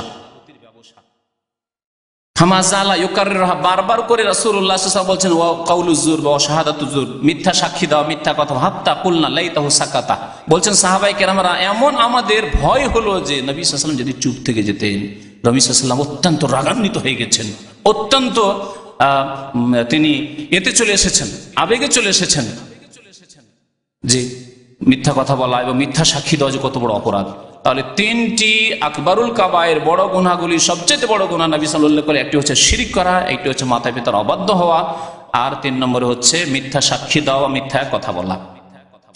মাতা পিতার অবাধ্য হওয়ার কিছু লক্ষণ আছে, যেমন মাতা পিতার অনুগত হওয়ার কিছু লক্ষণ আছে, তেমন মাতা পিতার অবাধ্য হওয়ারও বেশ কিছু খারাপ লক্ষণ আছে। তার মধ্যে একটি লক্ষণ হচ্ছে যে মাতা পিতাকে খেতে না দেওয়া, বিশেষ করে যখন তাদের প্রয়োজন, যখন তাদের প্রয়োজন, বৃদ্ধ হয়ে গেছেন, এখন তাদের খরচ খরচার ব্যবস্থা নেই, এত জমি জায়গায় নেই, বা এত এরকম ব্যবসা বাণিজ্যের জন্য যে তারা নিজে স্বয়ং সম্পূর্ণ, এমন নয়। এই সময় তাদের ব্যয় বহন করা ছেলেদের ওপরে ফরজ, বিশেষ করে যখন মুহতাজ মুখাপেক্ষী তারা হবেন। তাহলে মাতা পিতার নাফরমানির একটি লক্ষণ হচ্ছে যে ব্যয় বহন না করা, মাতা পিতার, বৃদ্ধদের বিশেষ করে। যখন বা বৃদ্ধ নয় কিন্তু হয়তো অভাবী, আপনি বিদেশে চলে আসছেন, পয়সা ইনকাম করছেন, আর আপনার আব্বা হয়তো 40-45 বছরই বয়স, 50 বছরই বয়স, কাজ করতে পারছেন, কিন্তু সেই কাজ করে যথেষ্ট না, তার কঠোর পরিশ্রম মেহনত করতে হচ্ছে। আর আপনি এখানে বড় লোকই করছেন, কত অপচয় করছেন, সিগারেটের হারাম খরচ করছেন, বন্ধু বান্ধব বুভিয়াই কত টাকা পয়সা খরচ করছেন, মাতা পিতা ঠিকভাবে খরচ পৌঁছানো না, খরচ, খাওয়া খরচ, পড়া খরচ, চিকিৎসা খরচ, তাদের ট্রান্সপোর্টের খরচ, কোথাও যাতায়াত করতে হবে, সেসব খরচ, এই সব খরচ বহন করা খরচ। মাতা পিতার খেদমত থেকে, সেবা থেকে বিমুখ হওয়া, পালাবার চেষ্টা করা, খেদমত যাতে না করতে হয়। শহরে থাকবেন, গ্রামে থাকবেন না, মা বাবার কাছে থাকবেন না, এইরকম না করা। মাতা পিতাকে কথার দ্বারা বা কাজের দ্বারা, কোনো খারাপ আচরণের দ্বারা অথবা খারাপ কথার দ্বারা তাদেরকে কাঁদিয়ে দেওয়া, আজকাল অনেক ছেলেরা করে, অনেক ছেলেরা, অনেক মেয়েরা এমন আচরণ করলো যে মা কান্না করছে তার ছেলের খারাপ কথা শুনে, খারাপ আচরণে, আব্বা কান্না করছে তার বদ আচরণে। এগুলি হচ্ছে মাতা পিতার অবাধ্য হওয়ার লক্ষণ। মাতা পিতার অবাধ্য হওয়ার লক্ষণ হচ্ছে তাদের সাথে খারাপ কথা বলা, উচ্চস্বরে কথা বলা, ধমক দিয়ে কথা বলা ইত্যাদি। মাতা পিতার সাথে খারাপ আচরণ, অবাধ্য হওয়ার একটি লক্ষণ হচ্ছে তাদের চোখে চোখ দিয়ে দেখা, যেটা আজকালকার ছেলেরা করে। এক জামানা ছিল মাতা পিতা তো দূরের কথা, আমরা কোনো ওস্তাদের সামনে চোখ দিয়ে কথা বলিনি। মাদ্রাসার ওস্তাদ হোক আর স্কুলের, প্রাইমারি স্কুলে হোক, মাধ্যমিক স্কুলে, স্কুলের, এমনকি হিন্দু শিক্ষক হইলেও চোখে চোখ দিয়ে কথা বলবো স্যারের সামনে, এইরকম বিয়াদবি আমাদের ছিল না আমাদের যুগে, আজকে থেকে 30 বছর আগে, 25 বছর আগে। আজকালকার জামানায় চোখে চোখ দিয়ে শিক্ষকের সাথে কথা বলা, ওস্তাদের সাথে কথা বলা, মাদ্রাসায় পর্যন্ত আর বাবা মায়ের সাথে চোখে চোখ দিয়ে কথা বলে। একটু কিছু যদি ধমক দেয় বাবা মা, বা যদি অসন্তুষ্টি প্রকাশ করে, চোখে চোখ দিয়ে কথা বলো, রেগে উঠাও। তাহলে চোখে চোখ দিয়ে মা বাবার সাথে কথা বলা, এটি হচ্ছে বড় বেয়াদবি, অবাধ্যতার লক্ষণ। খবরদার এইরকম চরিত্র যেন না থাকে, আর কারো যদি থাকে তো আল্লাহর ওয়াস্তে সংশোধন করে নেবেন। মাতা পিতার অনুমতি ছাড়া কাজ করবেন না, অনুমতি নেওয়ার চেষ্টা করবেন, বিশেষ করে যেসব কাজে অনুমতি নিতে হয়। তবে যেসব কাজে অনুমতি নেই সেসব কাজে আবার অনুমতি নেই। যেমন আমার দেশে একটি অজ্ঞতা আছে যে যারা প্রবাসী এখানে থাকে তাদেরকে বলে, আমাকে বলেছিল এক জাহিল লোক গ্রামের, যখন প্রথমবার হজ করে গেলাম তো বলছে যে তুমি তো হজ করে আসলে মুরব্বী, তো আর আমি যুবক তখন। মুরব্বী বলছে তুমি হজ করে আসলে তোমার আব্বার কাছে পরামর্শ নিয়েছো, অনুমতি নিয়েছো? তখনকার টেলিফোনের যুগ ছিল না, চিঠিপত্রের যুগ। তারপরে এই ক্ষেত্রে হজ আল্লাহ পাক আমার ফরজ করেছে, এর অনুমতি লাগবে না। নামাজ ফরজ করেছেন, অনুমতি লাগবে না। রোজা আল্লাহ ফরজ করেছেন, সাবালকের অনুমতি লাগবে না। জাকাত আল্লাহ ফরজ করেছেন আমার পয়সায়, আব্বা আমার অনুমতি লাগবে না। আব্বা জাকাত দিব কি? আব্বা বৈশাখ জ্যৈষ্ঠ মাসের রোজা, দিন বড় রোজা রাখবো কি? আম্মা রোজা রাখবো কি? অনুমতি লাগবে? লাগবে না। হজেরও এইরকমই অনুমতি লাগবে না। হ্যাঁ, তবে জেহাদ হিসাবে আল্লাহ রাস্তায় জেহাদে গেলে অনুমতি লাগবে। কারণ হতে পারে যে আপনার উপার্জন দিয়ে আপনার আব্বা আম্মা চলছে, আপনি যদি জেহাদে চলে যান তাদের কে দেখাশোনা করবে? তাদের ব্যয় বহন কে করবে? তাদের খরচ কে পাঠাবে? আপনি এখানে আয় উপার্জন করছেন, আপনি দেশে চলে যাবেন, পরামর্শ নেন। কারণ এখানকার আয় উপার্জন যদি বন্ধ হয়ে যায় তাহলে আব্বা আম্মার কষ্ট হবে। দেশে গিয়ে হয়তো নিজের পেট চালাতে মুশকিল হয়ে যাবে, আব্বা আম্মাকে কি দেবে? এসব ক্ষেত্রে অনুমতি, যেসব ক্ষেত্রে অনুমতির প্রয়োজন রয়েছে শরীয়তে সেসব ক্ষেত্রে অনুমতি, কিন্তু ফরজ আদায় করার জন্য কোনো অনুমতির দরকার নেই। হারাম থেকে বেঁচে থাকার জন্য অনুমতির দরকার নেই। আপনার ঘরে কোনো হারাম ঢোল বাজনা ছিল, খারাপ কিছু ছিল, গান বাজনার জিনিস ছিল, এইরকমই তাস ছিল, পয়সা, এগুলি পয়সা লেগেছে, যেগুলি দ্বারা গুনাহ হচ্ছে, আপনার ভাইয়েরা গুনাহ করছে, সেটাকে আপনি সরিয়ে দেবেন, অনুমতি দিতে হবে। বাড়িতে গুনাহ হইতে দেব না সেজন্য অনুমতি নিত না, অনুমতি নিতে হবে না, গুনাহকে বাড়ি থেকে সরাইতে হবে। এইরকম মাতা পিতা যখন কথা বলে মনোযোগ সহকারে না শোনা, অন্য মনস্কতা, আম্মা আব্বা কোনো হুকুম করেছে আর আপনি নিজের কাজে ব্যস্ত আছে, কম্পিউটার নিয়ে ব্যস্ত আছেন, আব্বা আমার হুকুম হচ্ছে তো খেয়ালই করছেন না, অর্ধেক শুনছেন, হুঁ করছেন, কথাই শুনছেন না। কি বললেন কি বললেন না, মনোযোগ দিয়ে কথা শোনা। যদি কেউ মনোযোগ দিয়ে না শোনে তাহলে যেন সে মাতা পিতার অবাধ্য হয়। এইরকমই শিক্ষিত লোকেরা যদি বাবা মা অশিক্ষিত হয় তাহলে অনেক সময় পরিচয় দিতে লজ্জা বোধ করে। এটি হচ্ছে মাতা পিতার নাফরমানি, মাতা পিতার অবাধ্য হওয়া এবং গুনহার কাজ। কোনো লজ্জা নেই। আল্লাহ পাক রব্বুল আলামিন তাকে চাষি করেছেন, কিন্তু আল্লাহ পাক সম্মানিত করেছেন, আপনাকে ডাক্তার করেছেন, আপনাকে আল্লাহ আলেম করেছেন, আপনাকে আল্লাহ সম্মানিত করেছেন। অবশ্যই পরিচয় দিতে হবে যে ইনি আমার আব্বা।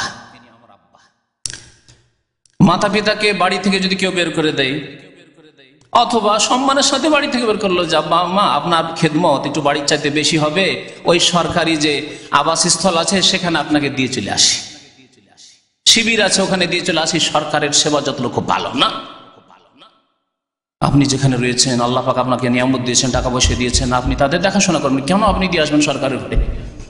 উন্নত দেশগুলিতে এইরকমই করছে মা বাবার সাথে। এইরকমই মা বাবার ঘরে হারাম কিছু ঢুকানো, এটি হচ্ছে মাতা পিতার অবাধ্য। আপনি খুব শোনেন মাতা পিতার কথা, কিন্তু আপনি তাস খেলবেন, তাস বাড়িতে ঢুকাবেন, মদ খাবেন, মদ নিয়ে যাবেন বাড়িতে, আপনি বিড়ি সিগারেট খাবেন, বিড়ি সিগারেট আপনার আব্বা আম্মা ঘৃণা করে, পছন্দ করে না, আর আপনি বিড়ি সিগারেট নিয়ে যাবেন বাড়িতে, আর বাড়িকে গন্ধ করে দেবেন আপনি। এগুলি হচ্ছে মাতা পিতাকে কষ্ট দেয় এবং নাফরমানি করা। বাড়িতে আপনি ইন্টারনেট লাগাবেন, আব্বা বলছেন না এসব করলে গুনাহ হবে, করতে হবে না, গুনার জন্য করছেন আপনি, খবরদার করবেন না। বাড়িতে আপনি ডিশ লাগাবেন, না জায়েজ নাই, মাতা পিতা কষ্ট দাও। আম্মা আব্বা দিনদার নামাজ পড়ে আর আপনি বাড়িতে ডিশ লাগিয়ে আপনি খারাপ ছবি দেখছেন, ফিল্ম দেখছেন, ফিল্মের সিডি নিয়ে যাচ্ছেন আর আপনি দেখছেন, এগুলি হচ্ছে মাতা পিতার অবাধ্য হওয়ার অন্তর্ভুক্ত। এইরকমই মাতা পিতাকে সরাসরি গালি গালাজ করা, অথবা এমন ব্যক্তিকে গালি দিলেন যে ব্যক্তি আপনার মা বাবাকে গালি দিল, নবী করিম সাল্লাল্লাহু আলাইহি ওয়াসাল্লামের সহিহ হাদিসে এটাও কঠোরভাবে নিষেধ করা হয়েছে। কারণ তার মা বাবাকে যদি আপনি গালি না দিতেন, মা বাবা তুলে, তো আপনার মা বাবা তুলে গালি দিত না। আচ্ছা, আমাদের সেরকম গালি, তাহলে আপনি যেন কারণ হলেন আপনার মা বাবার গালির। ওর বাপ মাকে গালি না দিতেন, আপনার বাপ মাকেও গালি দিত না। সুতরাং এমন কাজ করবেন না। আল্লাহ পাক রব্বুল মুশরিকদের দেবী দেবতাকেও গালি দিতে নিষেধ করেছেন। কারণ তারা আল্লাহ পাক যিনি ইলাহে হক, সত্য মাবুদ, তাকে তারা গালি দিবে। ওয়ালা তাসুব্বুল্লাযিনা ইয়াদউনা মিন দুনিল্লাহ ফায়াসুব্বুল্লাহ আদওয়ান বিগাইরি ইলম। মাতা পিতার গীবত করাই হচ্ছে মাতা পিতার নাফরমানি করা। আপনি মাতা পিতার সব সেবা করছেন, কিন্তু দোষগুলিকে আপনার বন্ধু মহলে তুলে ধরছেন না। বন্ধুর সামনে মান সম্মান, ওই বন্ধু যখন আপনার বাড়ি যাবে দেখবে ও এর আব্বা মুসল্লি, নামাজ পড়ে, কিন্তু চরিত্র ভালো না, শুনেছি আমার বন্ধুর কাছে। মান সম্মান নষ্ট করে ফেলেছেন আপনার আব্বা আম্মার। ওর মা ওর বউয়ের সাথে ঝগড়া করে, জেনে নিয়েছে আপনার বাড়ির খবর, কেন জানাবেন? আপনি লুকিয়ে রাখেন এসব আইব, এসব দোষ ত্রুটি লুকিয়ে রাখেন এবং তাদের হিদায়াতের জন্য আল্লাহ পাকের কাছে দোয়া করেন। এইরকম মাতা পিতার অবাধ্য হওয়ার একটি লক্ষণ হচ্ছে মাতা পিতার আনুগত্যের ওপর স্ত্রীর আনুগত্যকে প্রাধান্য দেওয়া। মা বাবা একরকম বলছে আর স্ত্রী আর একরকম বলছে। স্ত্রীর কথা শোনা, স্ত্রীর কথা শুনে নাচা আমাদের দেশে আজকাল খুব শুরু হয়েছে। আজকালকার জামানা, আগের জামানায় বেশি বাড়াবাড়ি ছিল। আবার মা বাবার কথা শুনে স্ত্রীকে একেবারে দমন করে রাখো, মুখ খুলতে দেওয়া হবে না। 5 ভাই 7 ভাই যা আছে সব কাজ করো, তুমি সারা দিন মেহনত করো। মা বলছে বাবা বলছে করো, তুমি একবার চেপে রাখতো। আর এখন পুরো উল্টো হয়ে গেছে, উল্টো হয়ে গেছে। স্ত্রীর কথা শুনেন না, স্ত্রী বলছে তোমার মা ভালো নাই, ভালো নাই, সিদ্ধান্ত হয়ে গেছে। তোমার বাবা ভালো নাই, বাবা ভালো নাই। যাচাই বাছাই করবে, তদন্ত করে দেখবে, তারপরে সমন্বয় করার চেষ্টা করতে হবে। এই ক্ষেত্রে একদিকে ঝুঁকে যেন না। আমি বলছি না যে একেবারে আপনার স্ত্রীকে উপেক্ষা করবেন, এটাও বলছি না যে আপনার আব্বা আম্মাকে উপেক্ষা করবেন। দুইয়ের মাঝে সমন্বয় করার চেষ্টা করবেন, স্ত্রীকে বুঝাবেন, আবার এদিকে আব্বা আম্মাকে বুঝাবেন। আব্বা আম্মা যখন কমপ্লেন অভিযোগ করবে যে তোমার স্ত্রী ভালো না, তখন মা বাবাকে বুঝাবেন। যদি আপনার মেয়ে হইতো, মা আপনার মেয়ে তো অপরের ঘরে আছে, তার যদি এসব দোষ ত্রুটি হইতো তাহলে আপনি কি নজরে দেখতেন? তার সম্পর্কে যদি এরকম কমপ্লেন করে তার শ্বশুর শাশুড়ি, তখন আপনাকে কষ্ট লাগবে। ওই রকমই আপনার এই যে বৌমা আছে, তারও তো মা বাবা আছে, তারা শুনলে এসব কষ্ট হবে যে শাশুড়ির সাথে মিল নেই, তাদের মানে পারিবারিক কলহ বিবাদ, তাদের মধ্যে দ্বন্দ্ব চলছে, সব শুনলে কষ্ট হবে। এইভাবে এদিকে বুঝাবেন। আবার এইদিকে স্ত্রীকে বুঝাবেন যে দেখো আম্মা আব্বার খেদমত করো, কদিন আছে হয়তো জানি না, কদিন আছে, তাদের খেদমত করে তুমি জান্নাত না আমি জান্নাত নেই। এইভাবে বুঝাবার চেষ্টা, দুই দিকে সমন্বয় করার চেষ্টা করবেন। একেও বুঝাবেন, ওকেও বুঝাবেন। আর এইভাবে একটি পরিবার সুষ্ঠুভাবে শান্তির সাথে বসবাস করতে পারে। আল্লাহ পাক যেন তৌফিক দান করেন। একটি কথা বলে শেষ করছি, তা হচ্ছে যে মাতা পিতার অবাধ্য হওয়ার একটি আর গুরুত্বপূর্ণ লক্ষণ হচ্ছে যে মাতা পিতা মরে যাক এই আকাঙ্ক্ষা করা, বা মাতা পিতা দূরে সরে যাক, বা আমি তাদের থেকে সরে যাই। কোন একটা চাকরি হলে এখান থেকে সরে যাব, আর থাকবো না এখানে, গ্রামের বাড়িতে থাকবো না, মা বাবার কাছে থাকবো না। বা একটা ব্যবসা বাণিজ্য যদি লেগে যেতে পারি, কিছু টাকা পয়সা হয়ে যায়, তাহলে টাউনে চলে যাবো, আর মা বাবার কাছে থাকবো না। যে সরে যাওয়ার চেষ্টা করা এবং এই আকাঙ্ক্ষা করা যে যাতে করে আম্মা আব্বা সরে যাক, অথবা আমি যাতে করে সরে যেতে পারি তাদের থেকে। এটি কেন হয়? 3 ক্ষেত্রে হয়। মা বাবা মরে যাক অথবা সরে যাক, বা তাদের থেকে আমরা সরে যেতে পারি, আরাম পেয়ে যাব মা বাবা থেকে সরে গেলে, এই 3টি ক্ষেত্রে হয়। একটি ক্ষেত্র হচ্ছে মা বাবা হয়তো বেশি ধনী, পয়সাওয়ালা, কিন্তু পয়সাগুলি সব মা বাবার কাছে, তাদের কাছে চাইতে হয়, অনেক সময় দেই না। বড় বড় গৃহস্থ যারা আছে, বড় বড় ব্যবসায়ী যারা আছে, ছেলে মেয়েদেরকে টাকা পয়সা দিতে চায়, সব টাকা পয়সা ওই বুড়া রাখবে আর ওই বুড়ি রাখবে, তাই না? তখন এরা দেখে যে এত অঢেল পয়সা আর আমাদেরকে নিজের খরচ চলাফেরার জন্য দিতে চায় না, তাহলে এরা মরলেই তো এগুলি ভাগ বন্টন করতে পারবো, তাই না? তখন এই আকাঙ্ক্ষা করে যে এই পয়সাওয়ালা বাপ মরে যেত, মা মরে যেত, সবগুলি আমরা ভাগ করতাম। এটি সবচেয়ে বড় মা বাবার নাফরমানির লক্ষণ। 2 নম্বর, মা বাবা যদি গরিব হয়, এই গরিব মা বাবাকে পুষে লাভ কি? কি লাভ আছে? আখেরাতের দিকে লক্ষ্য নেই, আখেরাতের উপর দৃষ্টি নেই, নজর নেই। আল্লাহ পাক কি রেখেছেন? দুনিয়ায় আল্লাহ রেখেছেন, আখেরাতে রেখেছেন, মা বাবার খেদমত করে না। এই গরিব মাতা পিতা অভাবী, এদের রেখে লাভ কি? মরে গেলেই তো ভালো ছিল। এদের একটা পয়সাও নেই, জমি জায়গা নেই, কিছু নেই। এদের প্রত্যেকটি চিকিৎসা খরচ আমাকে দিতে হয়, এদের খাওয়া দাওয়া খরচ চালাইতে হয়, এদের কাপড় চোপড় চালাইতে হয়, আবার ওই তাদের নাতিরা আসে, তাদের খরচ খরচা চালাইতে হয়, তার মেয়েরা আসে, তার খরচ চালাইতে হয়। এরা মরে গেলেই তো একটু আরাম পেয়ে। এইটি হচ্ছে সবচেয়ে বড় নাফরমানি মাতা পিতার, যা আজকাল অনেকের মধ্যে রয়েছে। আর একটি ক্ষেত্র আছে, মা বাবা যদি আবার আদব কায়দা দেওয়ার ক্ষেত্রে, ভালো শিক্ষা দেওয়ার ক্ষেত্রে শক্ত হয়, মা বাবা যদি আবার লেজি হয়, ছেলেদের কথা শুনে বাবা কি চাও, যেটা চাও সেটাই করো, তুমি যেটা চাও সেটাই করো, যা ইচ্ছা তাই করো, তাইলে খুব খুশি। আমার আম্মা আব্বা খুব ভালো, আমি ফিল্ম দেখি কিছুই বলেন না, আমি সিগারেট খাই কিছুই বলেন না, আমি সারা রাত যাই না কোথায় যে থাকি লম্পটি করি কিছুই বলেন না, খুব খুশি। ফাসিক লোকেরা এরকম মা বাবা পেলে খুব খুশি। কিন্তু মা বাবা যদি শক্ত হয়, কোথায় ছিলি তুই এত রাত, শক্ত ভূমিকা, এসব কি করিস, পাপ করিস, কেন ঘরে টিভি নিয়ে এসছিস, তুই ফিল্ম দেখিস, তখন কেন পড়তে যাবি না, পড়াশোনা করবে না, স্কুলে যেতে চায় না, কলেজে যেতে চায় না, কেন পড়াশোনা করলে তোর ভাত নেই বাড়িতে। তখন আকাঙ্ক্ষা করে এরকম নাফরমান ছেলেরা যে মা বাবা মরে গেলেই ভালো হতো, তাইলে আর পড়তে বলতো না। মা বাবা মরে গেলে আরামে ফিল্মটা দেখতে পারতাম, মা বাবা মরে গেলে সিগারেট খেতে বাধা হইতো না, মা বাবা মরে গেলে কোনো মেয়ে নিয়ে মেয়ের সাথে অবৈধ সম্পর্ক করতে, টেলিফোন করতে কোনো অসুবিধা হইতো না। তাহলে তিন রকম, মা বাবা পয়সাওয়ালা হইলেও অনেক সময় আকাঙ্ক্ষা করে যারা মরলেই লাভ আছে, অনেক সময় গরিব হইলে আকাঙ্ক্ষা করে যে মরে যাক, এদেরকে রেখে লাভ কি আছে, মরে গেলে আরাম পাবো। আর অনেক সময় আদব কায়দা বেশি শিখালে, একটু শক্ত হইলে আদব কায়দা শেখানোর ক্ষেত্রে বলে এসব মা বাবা সরে গেলেই আরাম পেতাম। এটি হচ্ছে সবচেয়ে বড় নাফরমানি মাতা পিতার। আল্লাহ পাক রব্বুল আলামিন যেন ভালো কথা বোঝার এবং তার প্রতি আমল করার তৌফিক দান করেন। আল্লাহ পাক যেন আমাদেরকে মাতা পিতার সেবা যত্ন করার তৌফিক দান করেন, মাতা পিতার খেদমত করার যেন তৌফিক দান করেন। আল্লাহ পাক আমাদের গুনাহ খাতা যেন মাফ করে দেন, আমাদের নেক আমলের তৌফিক যেন দান করেন। রব্বানা আতিনা ফিদ দুনিয়া হাসানা ওয়া ফিল আখিরাতি হাসানা ওয়া কিনা আযাবান নার। ربنا ظلمنا انفسنا وان لم تغفر لنا وترحمنا لنكونن من الخاسرين رب ارحمهما كما ربياني صغيرا رب ارحمهما كما ربياني صغيرا رب اغفر لي ولوالدي وللمؤمنين يوم يقوم الحساب وصلى الله على نبينا محمد وعلى اله وصحبه اجمعين। প্রশ্ন হচ্ছে, যদি কোনো লোক তার ঘরে টিভি কিনে দেয় যার কারণে তার বাড়ির সবাই গুনাহগার হচ্ছে, এই ব্যক্তি কি দায়ুসের দলভুক্ত হবে? হ্যাঁ, তার স্ত্রীর জন্য যদি দেয় আর তার স্ত্রী গুনাহ করছে তো দায়ুস তাকে বলা যাবে। আর যদি বাড়িতে আরো ক্ষতি হচ্ছে, তো যেমন শুনলেন এগুলি মাতা পিতার নাফরমানির কাজ, দায়ুসও জান্নাতে যাবে না। আর মাতা পিতার যে অবাধ্য, মাতা পিতা সৎ লোক, নামাজি লোক, দিনদার লোক, আর ছেলে বাড়িতে টিভি ঢুকিয়ে, দেখেন টিভি শুধু হারাম নাই, বোঝার চেষ্টা করেন, কিন্তু টিভিকে কন্ট্রোল করে জায়েজ ক্ষেত্রে রাখাই হচ্ছে বড় বিষয়। ছেলে যদি ডাকাত হয় আর বাড়িতে যদি আপনি পেস্তুল রাখেন, তাহলে কি আশা করা যেতে পারে? পেস্তুল নিয়ে ডাকাতি করতে যাবে না? হ্যাঁ, তো যদি আপনার ছেলে মেয়েরা যদি আল্লাহ ভীরু না হয়, দিনদার পরেশগার না হয়, আর বাড়িতে টিভি রাখেন, তাহলে হারাম, কারণ সম্ভাবনা গুনাহ হওয়ার রয়েছে। কিন্তু ছেলে মেয়ে যদি আল্লাহওয়ালা পরেশগার হয় আর তারা শুধু ইসলামিক প্রোগ্রাম দেখার জন্য, ইসলামিক প্রোগ্রামে সীমিত রাখার জন্য, কোন নাজায়েজ প্রোগ্রাম তারা শুনতে দেবে না, দেখতে দেবে না, রাখেন, তাহলে টিভিকে ওলামায়ে কেরাম বলেছেন যে অস্ত্রের মতো।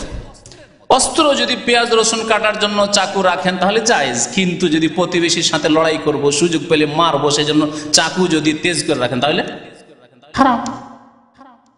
তো পাইকারি হারে কখনো এইরকম ফতোয়া দেবেন না যে ফতোয়াগুলো আমাদের এক সাইডে জাহেল বক্তারি দিয়ে থাকে যে টিভি হারাম, টিভি হারাম। না, টিভি হালাল হইতে পারে, হারাম হইতে পারে, তবে ক্ষেত্র হারামের বেশি, সুতরাং সতর্কতামূলক আপনি হারাম থেকে বাঁচার জন্য আপনি অনেক জায়েজ কাজ ছেড়ে দেন, যেমন আমরা ছেড়ে রেখেছি।